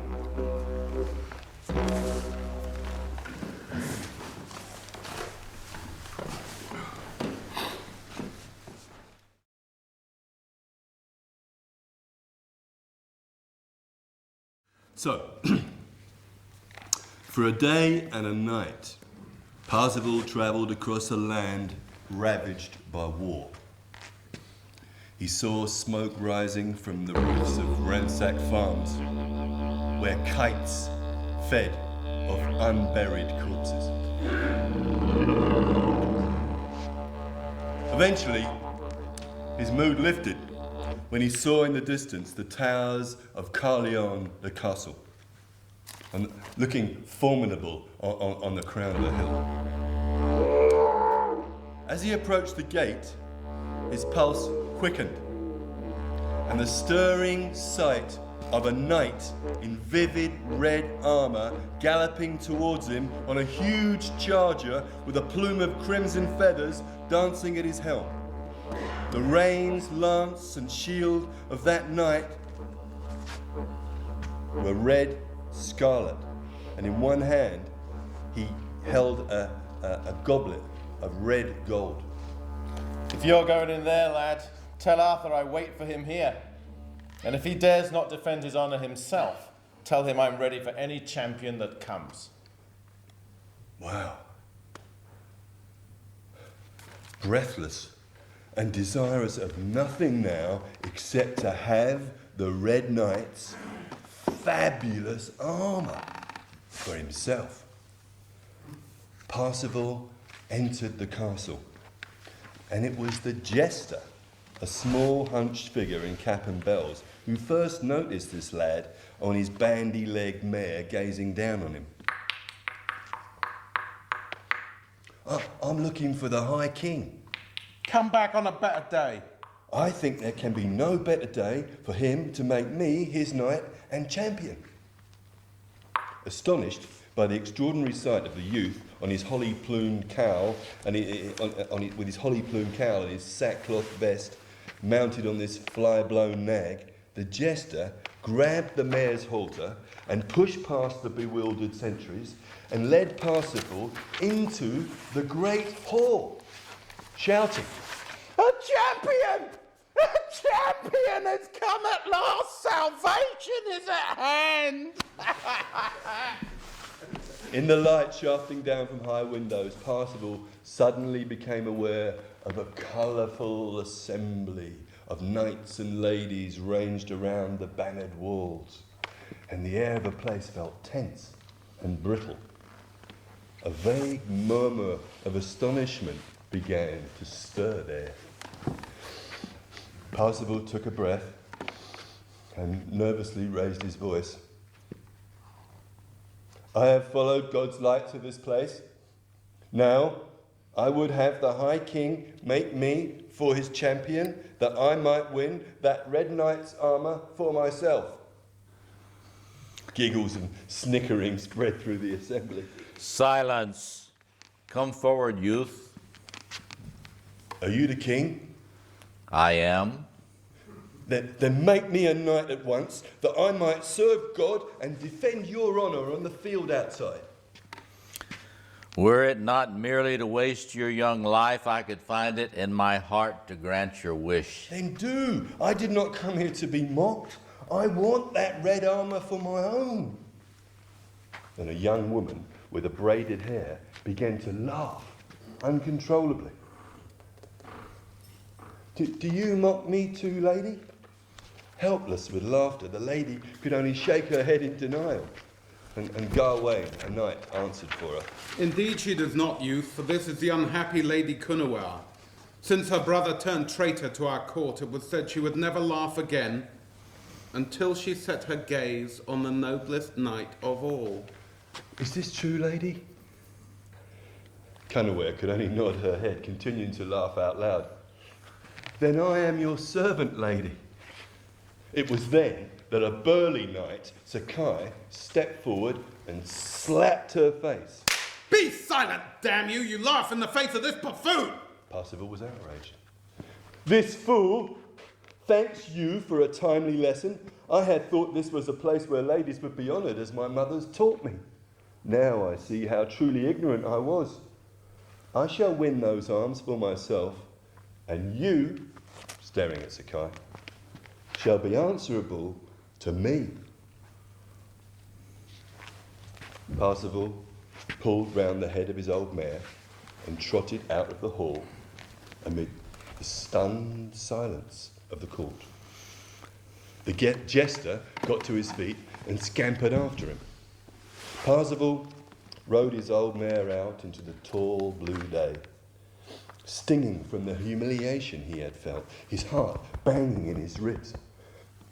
No sooner but he saw the Red Knight waiting, visor down, lance raised, his charger fretting in its steam. His own mare ambled across the field, refusing to be urged. Will the coward carry a lance against me, boy? You must answer to me, traitor. In the king's name, lay down your arms. What? Out of my way, bumpkin bastard! And with that, the Red Knight wheeled his charger and dismissed Parzival with such a blow about the head that with the side of his lance that the youth rocked in his saddle, saw the knight shimmering before him in a scarlet haze, and without thinking, in a hot reflex of rage, he lifted one of his little javelins, let it fly with such an unerring force that it smashed through the socket of the Red Knight's eye, and stuck there, quivering. The Red Knight, the dead knight, crashed to the ground. Parzival was staring down at the man in a trance when the jester came running up to stand beside him. I've never killed a man before. Don't let them see you trembling.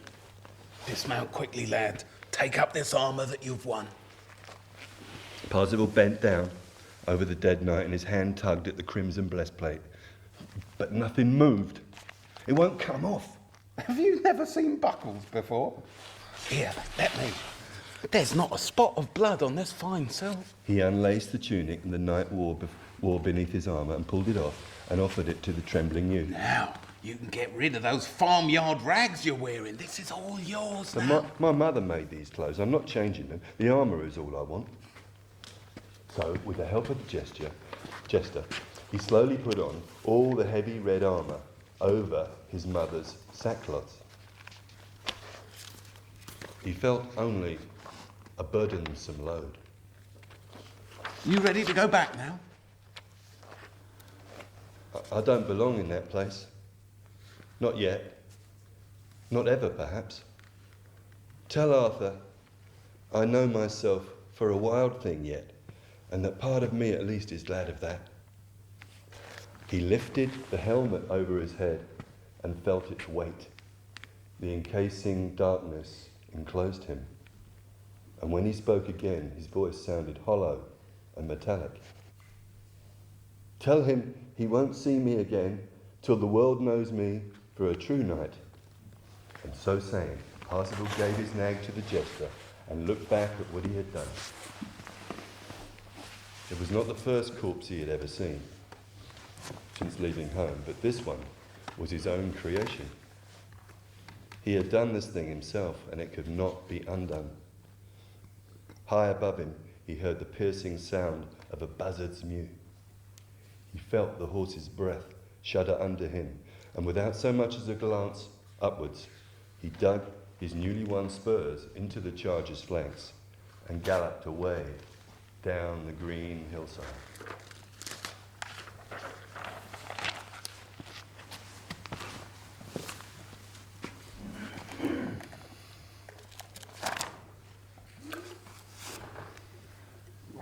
He rode quickly, stretching the limbs of his horse as though its speed might carry him away from that hideous place and that hideous fixture pictured in his mind. By killing a man, he had proved himself a man. It was that simple. The whole wide world would have to answer to him now. But the weight of the armour hung heavy on his body. Shortly before dusk, he came upon an old lord standing with a hawk on his fist. God protect you, sir. Have you taken a wound, lad? No, then you've a damned lax way of swinging your shield. You should grip it firmly, so. I'm unused to the weight of these arms, sir. How shall I call you? My mother calls me dear boy, sweet boy. But I've lately learned that my name is Parzival.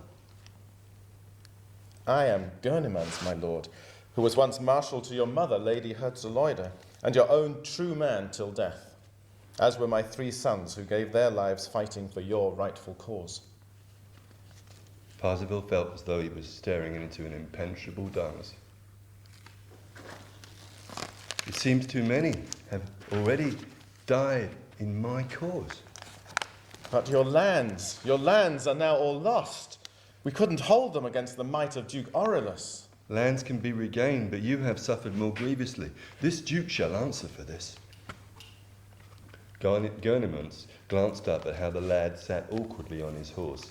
He noticed the ungainly way the rough sackcloth stuck out here and there from his armour, the clumsiness of the boy, the inexperience that made a mockery of his fine equipment, and against all this, the terrible nature of the times. Come, you are weary. You shall bathe and dine at my house. His hawk circled the darkling sky and then flew homeward to announce its master's imminent return. Upon their arrival, Liaise, the beautiful daughter of Gurnemanz, came out with her maids to attend Parsifal. They were all impressed by his clear eyes and strong body, but were appalled at the sackcloth jerkin with its rough cowl that was revealed when they removed the armour. But he refused to take them off. But my mother made these clothes. She told me never to part with them. Could your mother teach you how to hold a shield? Enough of her now, my boy. Will you wear these bumpkins' clothes till they stink? Come, my lord, it's time you dressed like the prince you are. But my mother told me... Never mind her now. You stand in sore need of counsel, and of some hard training too. Only a man can give you that. If you try to raise a lance against Duke Aurelius, where he now makes siege to the Lady Blanchefleur's citadel at Belle Repair, he'll crush you in your armour like a snail. Then you must help me, Lord Gurnemanz. Very well. Stay with me a while, Lord, and I'll teach you everything I know. So, for many weeks, Parzival lived in the house of Lord Gurnemanz, and the marshal was as good as his word. Day in and day out, he drilled the youth in the skills of lance and shield work, unseating him again and again, until he began to learn from his bruises to keep his eye fixed. his balance steady and his head cool. Each day made Parzival more conscious of his ignorance, and so he battered his teacher with question after question. Gurnemans also set about doing what he could to improve the lad's table manners, dress sense, and the more refined aspects of courtly accomplishment. By high summer, his perseverance began to show remarkable results. But as Parzival's confidence grew, so did his restlessness. I'm beginning to think there's nothing much more we can teach you here. Yet the world out there is near to hell, boy. It may beat you down as it has beaten me. So why not stay and take my daughter Liaise for your wife? You forget that I have a light to follow. I think my life depends on it. Belrepaire will soon fall to Aurelius, and I think if I am ever to have a wife, I must win one for myself. God forbid I should come between a true knight and his destiny. It's time for me to let you go. But God knows there's one last important lesson you've yet to learn, not to ask so many damn questions. You still make too frank a show of your innocence. Only fools and spies ask questions. A wise knight never willingly reveals his ignorance. So, once more, Parzival rode out into the world, although this time, every mark of him now, a noble knight.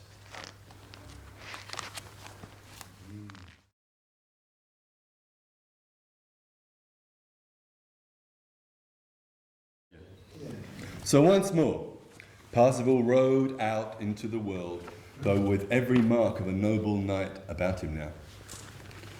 A day's journey brought him to where the besieged city of Belrepaire stood on a narrow headland overlooking the sea.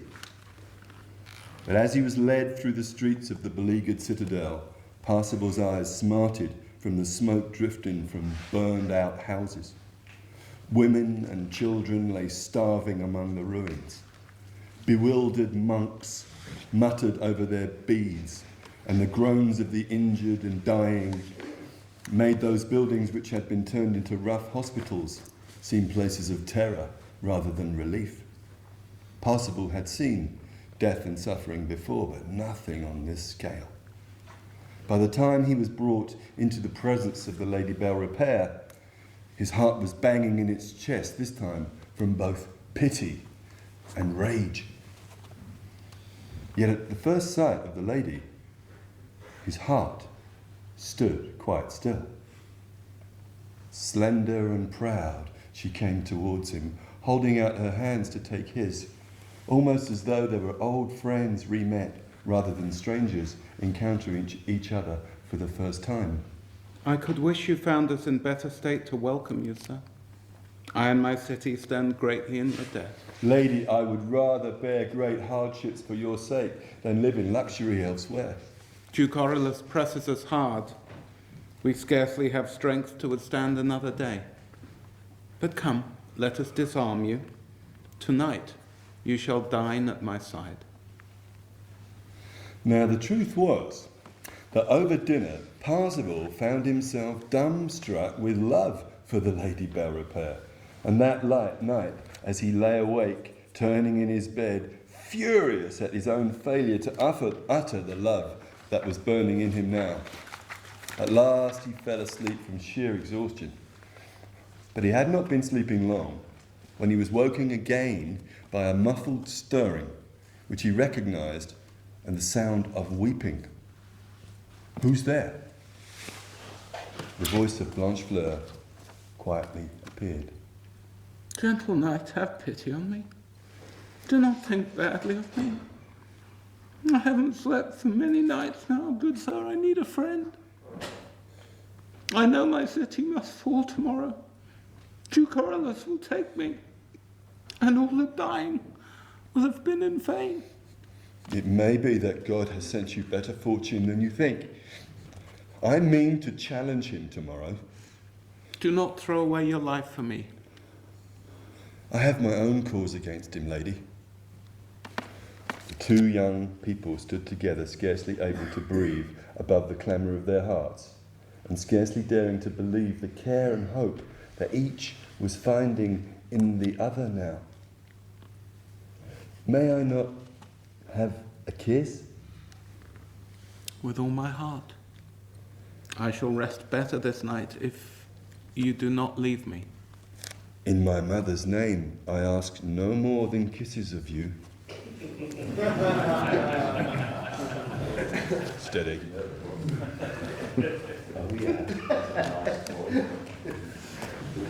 The deeper she gazed into his entreating eyes, the more clearly she recognized the purity of the heart reflected there. So that night, they lay as infants in each other's arms, falling deeply into innocent sleep and deeper still into the patient innocence of their love. The next morning, planning his final assault, Duke Orelus was amazed to learn that the Lady Blanchefleur of Belrepere had found a champion willing to take him on in single combat. Parzival shouted down from the castle walls, "You owe me lands, traitor! You have slain many who fought in my cause. Do you dare take the field against me to settle all this, or will you have the world mock you for a craven knee?" The wind blew amongst the tresses of Blanchefleur's hair as she watched Parzival ride out to meet Duke Orelus in combat. He was wearing her lilies for a plume, gleaming white against his red armour. The Duke rode out from his cheering throng of troops, his huge black stallion tossing its head. At the shock of the first clash, lances shattered and both were thrown to the ground, soon staggering to their feet.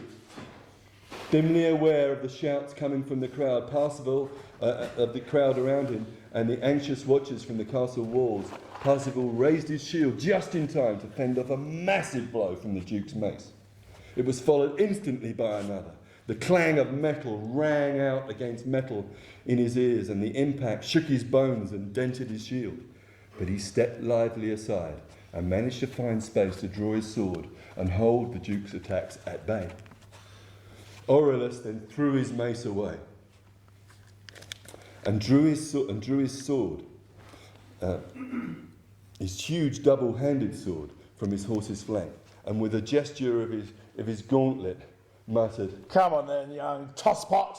Slicing the air with his blade, he strode forward as Parzival gained ground, hearing the swoosh of air through the space that he had just vacated. But he knew that the Duke's strength was mighty. His own was younger and fitter, so he waited, shielding himself from strike after strike until his opponent was wrong-footed by the power of his own assault. In that critical instant, sparks lit up the air as Parsifal unleashed a blow that smashed the Duke's visor off its hinges, and for a second or two he stood reeling, and Parsifal brought down another blow across his helm that sent him crashing backwards towards the ground. Immediately, Parsifal was over him with the point of his sword at the Duke's neck, demanding that he yield. Orelus smirked. "You must finish me." Parsifal, a little dazed at the suddenness of this, his first victory, thought only of Blanchefleur gazing down from the castle walls and the great harm this man would have done to her, and tightened the grip on his sword. But then his mind drifted back to the king's court at Carleon and the shame he had felt there, and he heard himself say, "Get up, sir." In all honour, you should have killed me, knight. Where can I show my face now? You will go to King Arthur's court and submit yourself to the service of Lady Cunaware. What? She's my sister. Remembering the lady's laughter and laughing himself now with amazement at such wizardry of circumstance, Parsifal glimpsed in that moment how an honourable act might magically transform a shameful condition. "Then tell your sister that Parsifal of Wales bids King Arthur show you honour." And the young man sheathed his sword. Only then did he become aware of the loud cheering and shouting of his name from the walls of Belrepere, and he turned to gaze up to where Lady Blanchefleur waited to lead him further into love. So, In one brave day, the unruly power of Duke Aurelius was overthrown. The siege was raised. A time of plenty returned to the famished city, and amid great feasting and rejoicing, Parzival and his conduit amour were wed. But even as Parzival's arms closed around his bride in the warm embrace of their kiss, he heard the voice of his mother instructing him that he might honour ladies only with kisses, and was forbidden to take more. So caught between obedience and desire, he held his lady tenderly in his arms, kissing her about the lips and eyes and cheeks, until weariness overcame him and he slept. Again, on the second night, she meekly waited for more than the loving kisses he gave her. Again, making no further demands, he fell asleep in her arms.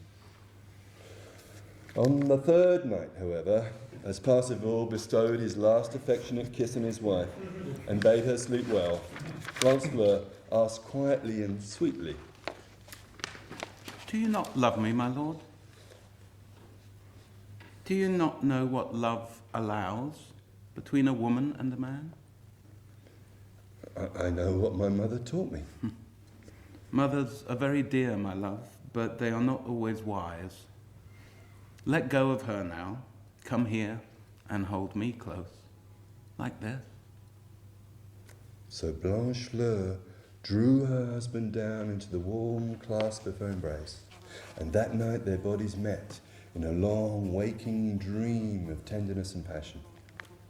When later Parzival saw his wife smiling as she slept, he felt that he held in his arms all that a man could hope to know of happiness.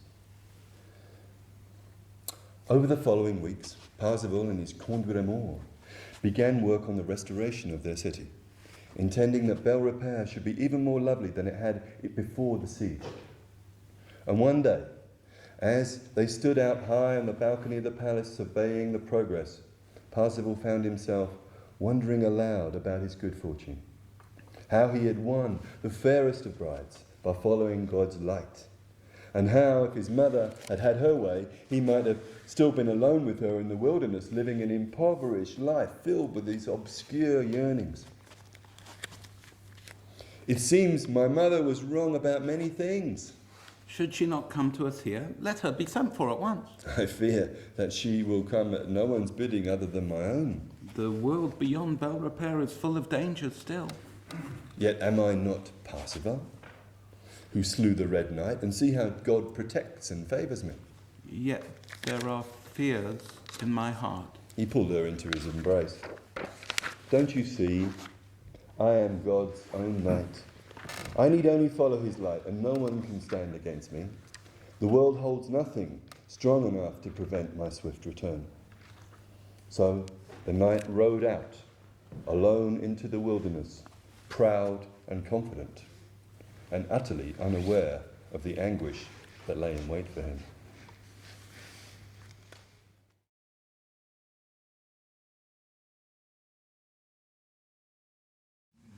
So,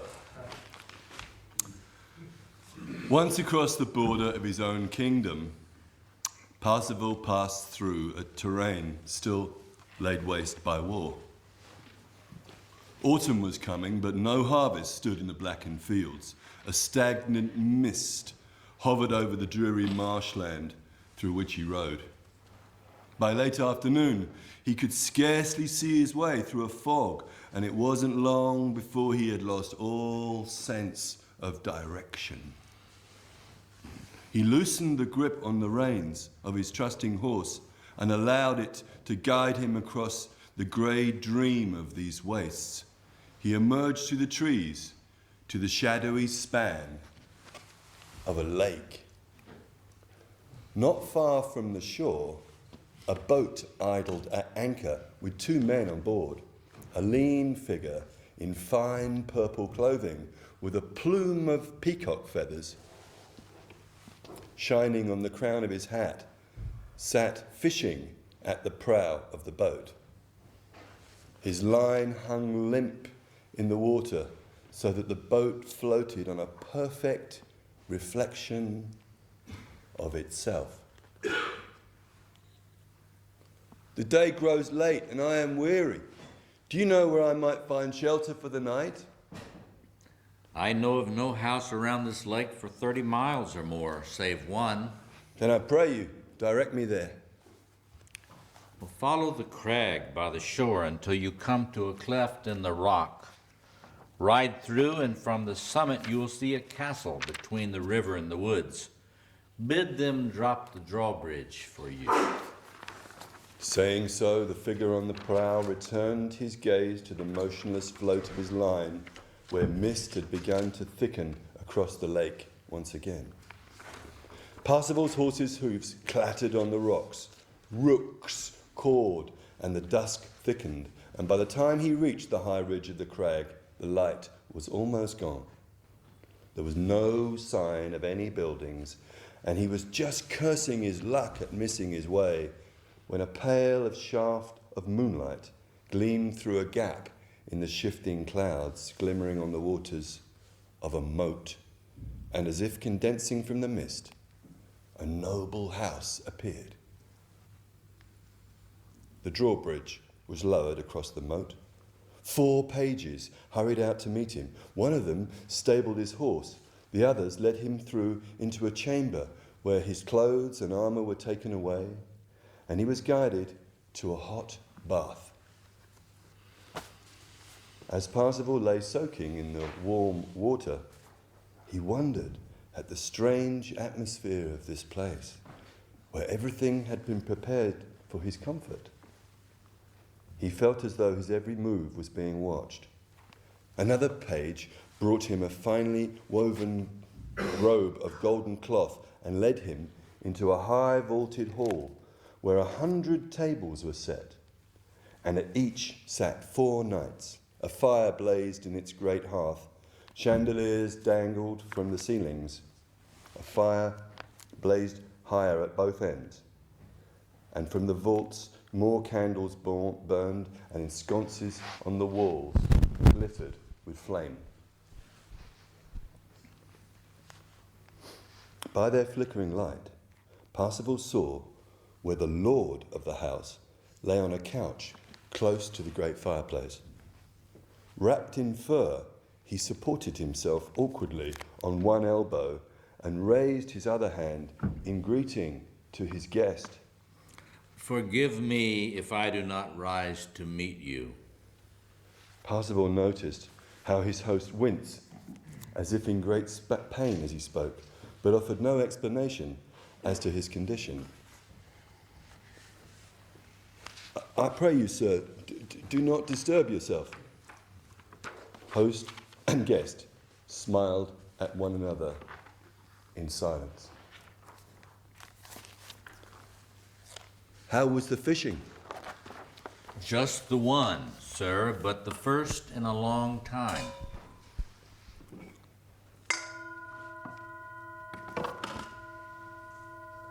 A page entered the hall, bearing upright a sword with a brightly jewelled scabbard and belt. My lord, that fair lady, your niece, sends you this sword as a gift. It is of such fine steel that it can be broken only by a means sacred to all save he who tempered it. Should you choose to pass the sword on to another, my lady would wish it used well by him on whom it is bestowed. Dear guest, I think this gift was destined for you. Astonished by such generosity, Parsifal got to his feet, put his hand on the hilt of the sword and drew it, feeling its perfect balance in his grip. This is a gift of great price. I thank you humbly for it. Remember my niece's wish. She would have the sword used well.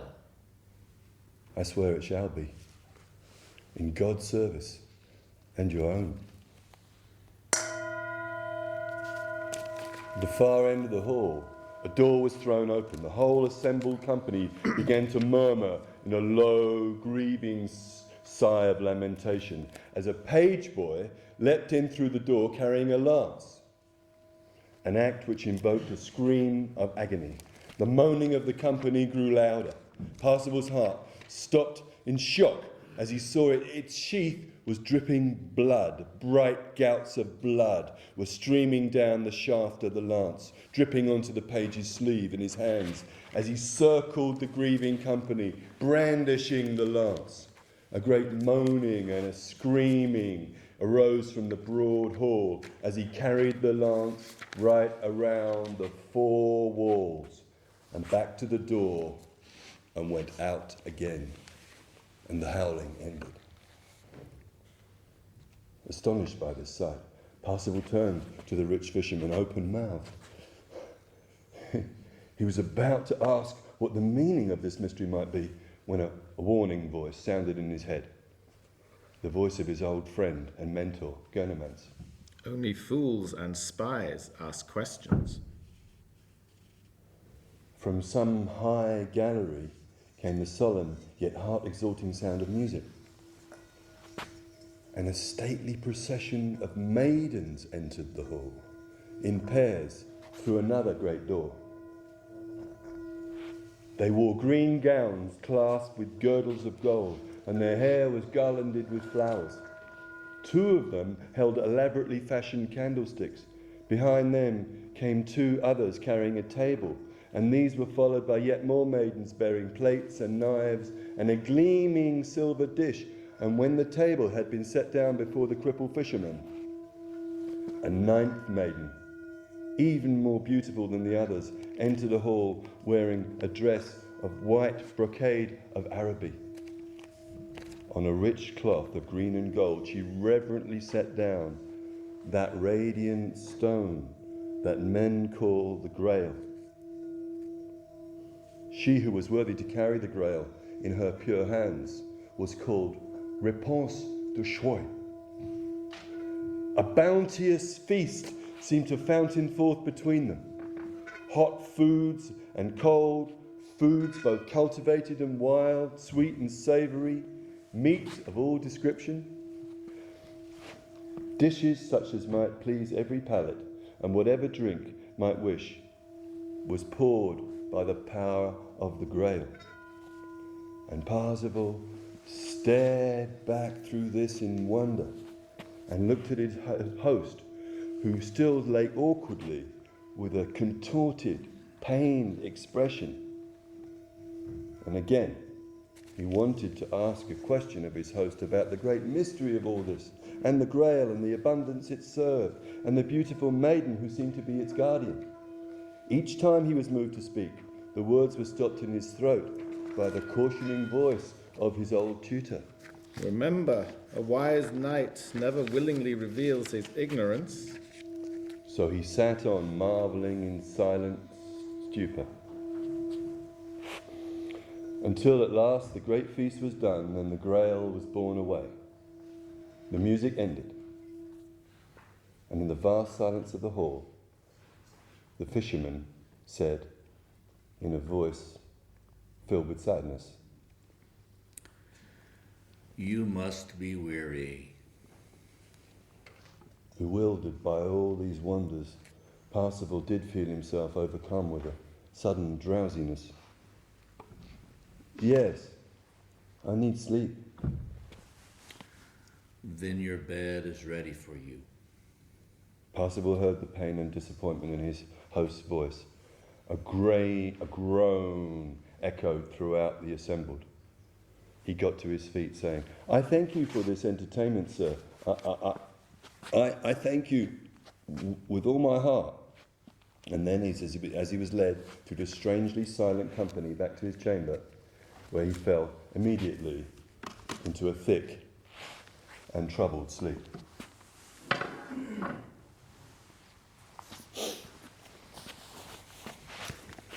The morning light was cold and empty around him. He got out of bed shouting for a page, but none came. When he went to the door and shouted again, only his own voice echoed down the passage. He saw where his clothes and armour lay waiting for him. Someone must have returned while he slept. Parzival dressed and armed himself, girding on both his own sword and the sword which the crippled fisherman had given him.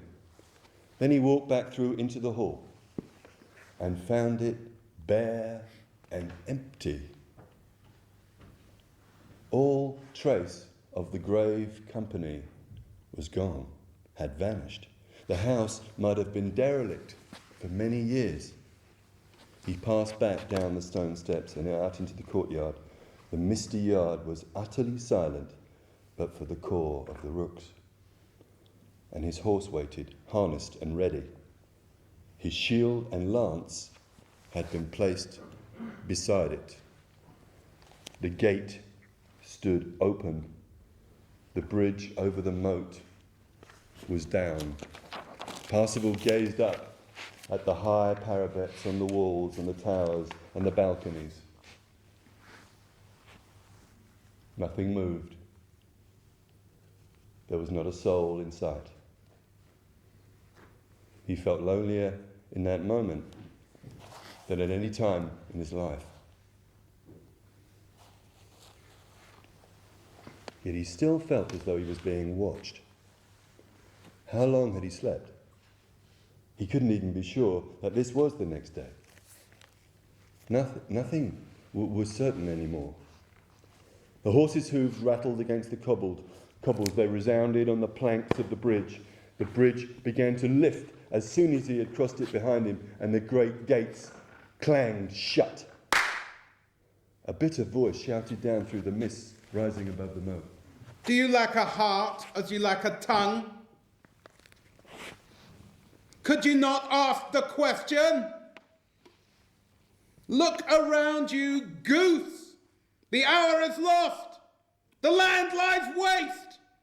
Hope withers with it. What question? What question should I have asked?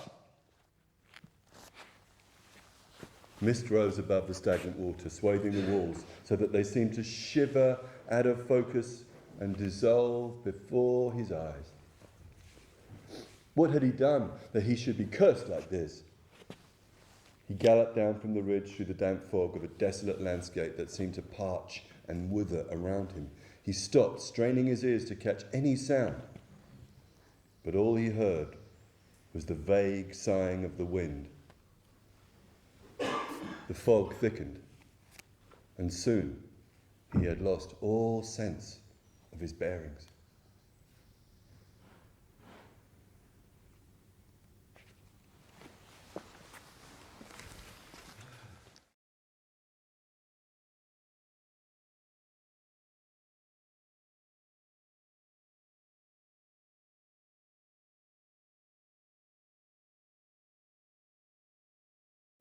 How's that, Robert?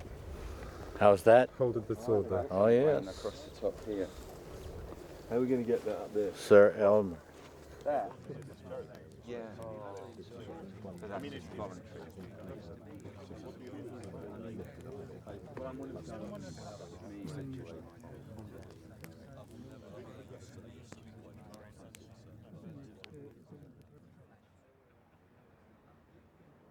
A week-long gathering of men took place at the Findhorn Foundation, a spiritual community in the north of Scotland. The purpose of the group was to learn how to become more effective mentors for young men. The event also marked the launch of the mentoring project, A Band of Brothers. Yes, if not, you might be okay, but just check. Well, if you think about communities and the safety of communities, they're most sort of at risk through unsocialised young men, really.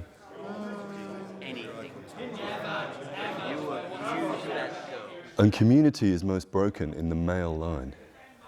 You know, there's a mutual suspicion that goes on between generations of men.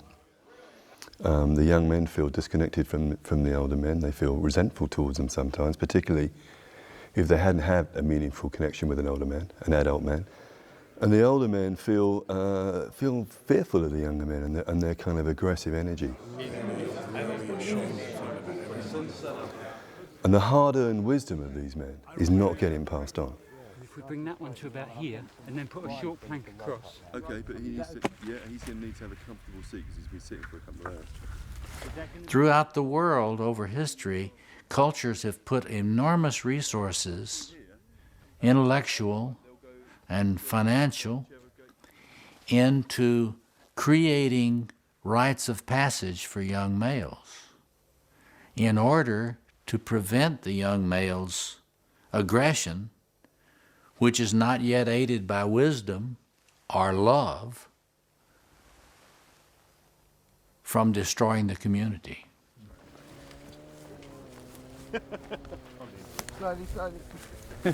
Working together, the men create representations of key parts of a story. So do you want an entrance here?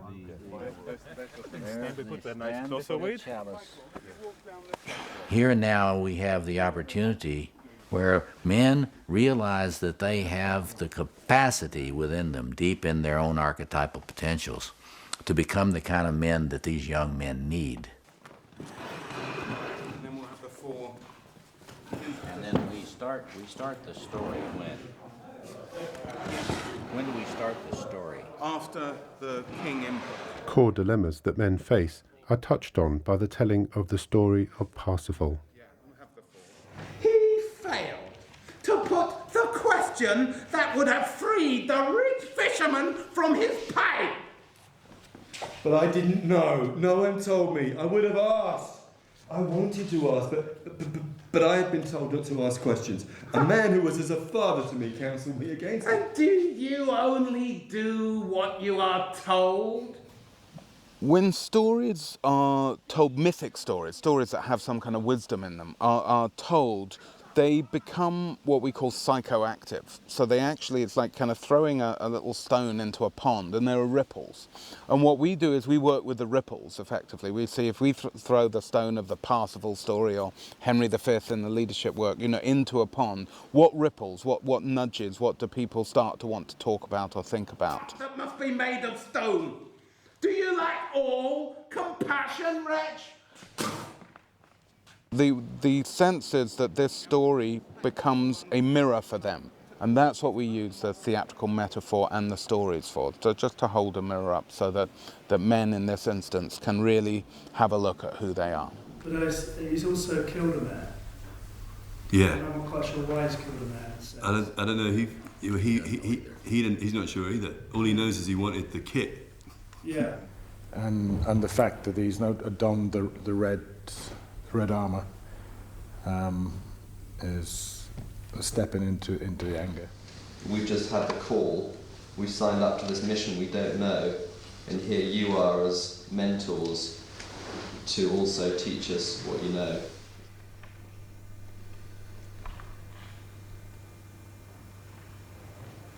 Up to now, the usual answers I've found have been female-inspired, the usual routes of heart discovery and offloading the heart and discovering our wounds, but I never thought that men could be so inspiring in their uniqueness.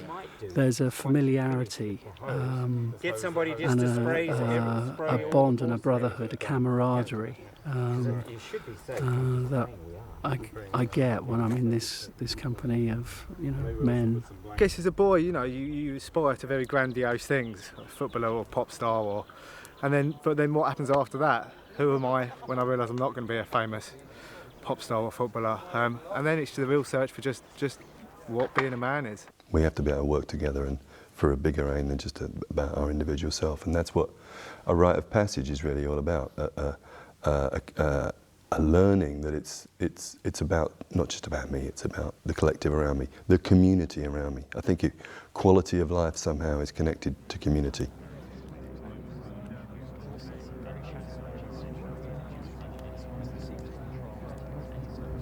What we're trying to do with this project is build community in a really real way, in a very real way. Actually, bring generations of men together.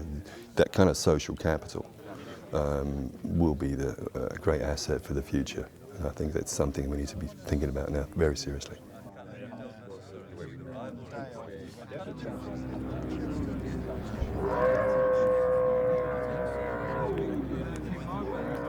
But we need organizations now which focus on this mentoring task with young men, but who don't think that this can be run like a machine. It has to be run, it has to be led by men of accomplishment in their own understanding of psychological and spiritual issues.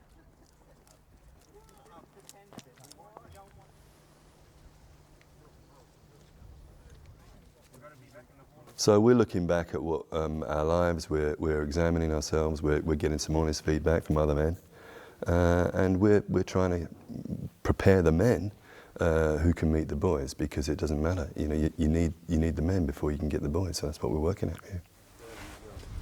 Okay. Okay. Okay. Erect thee. Up it goes. Erect the phallus. We've got that big bad one. That is leaning against something. That one there should be pushed against this. We've still got movement. There's the standard, Yeah, huh? sure, we can do that anyway.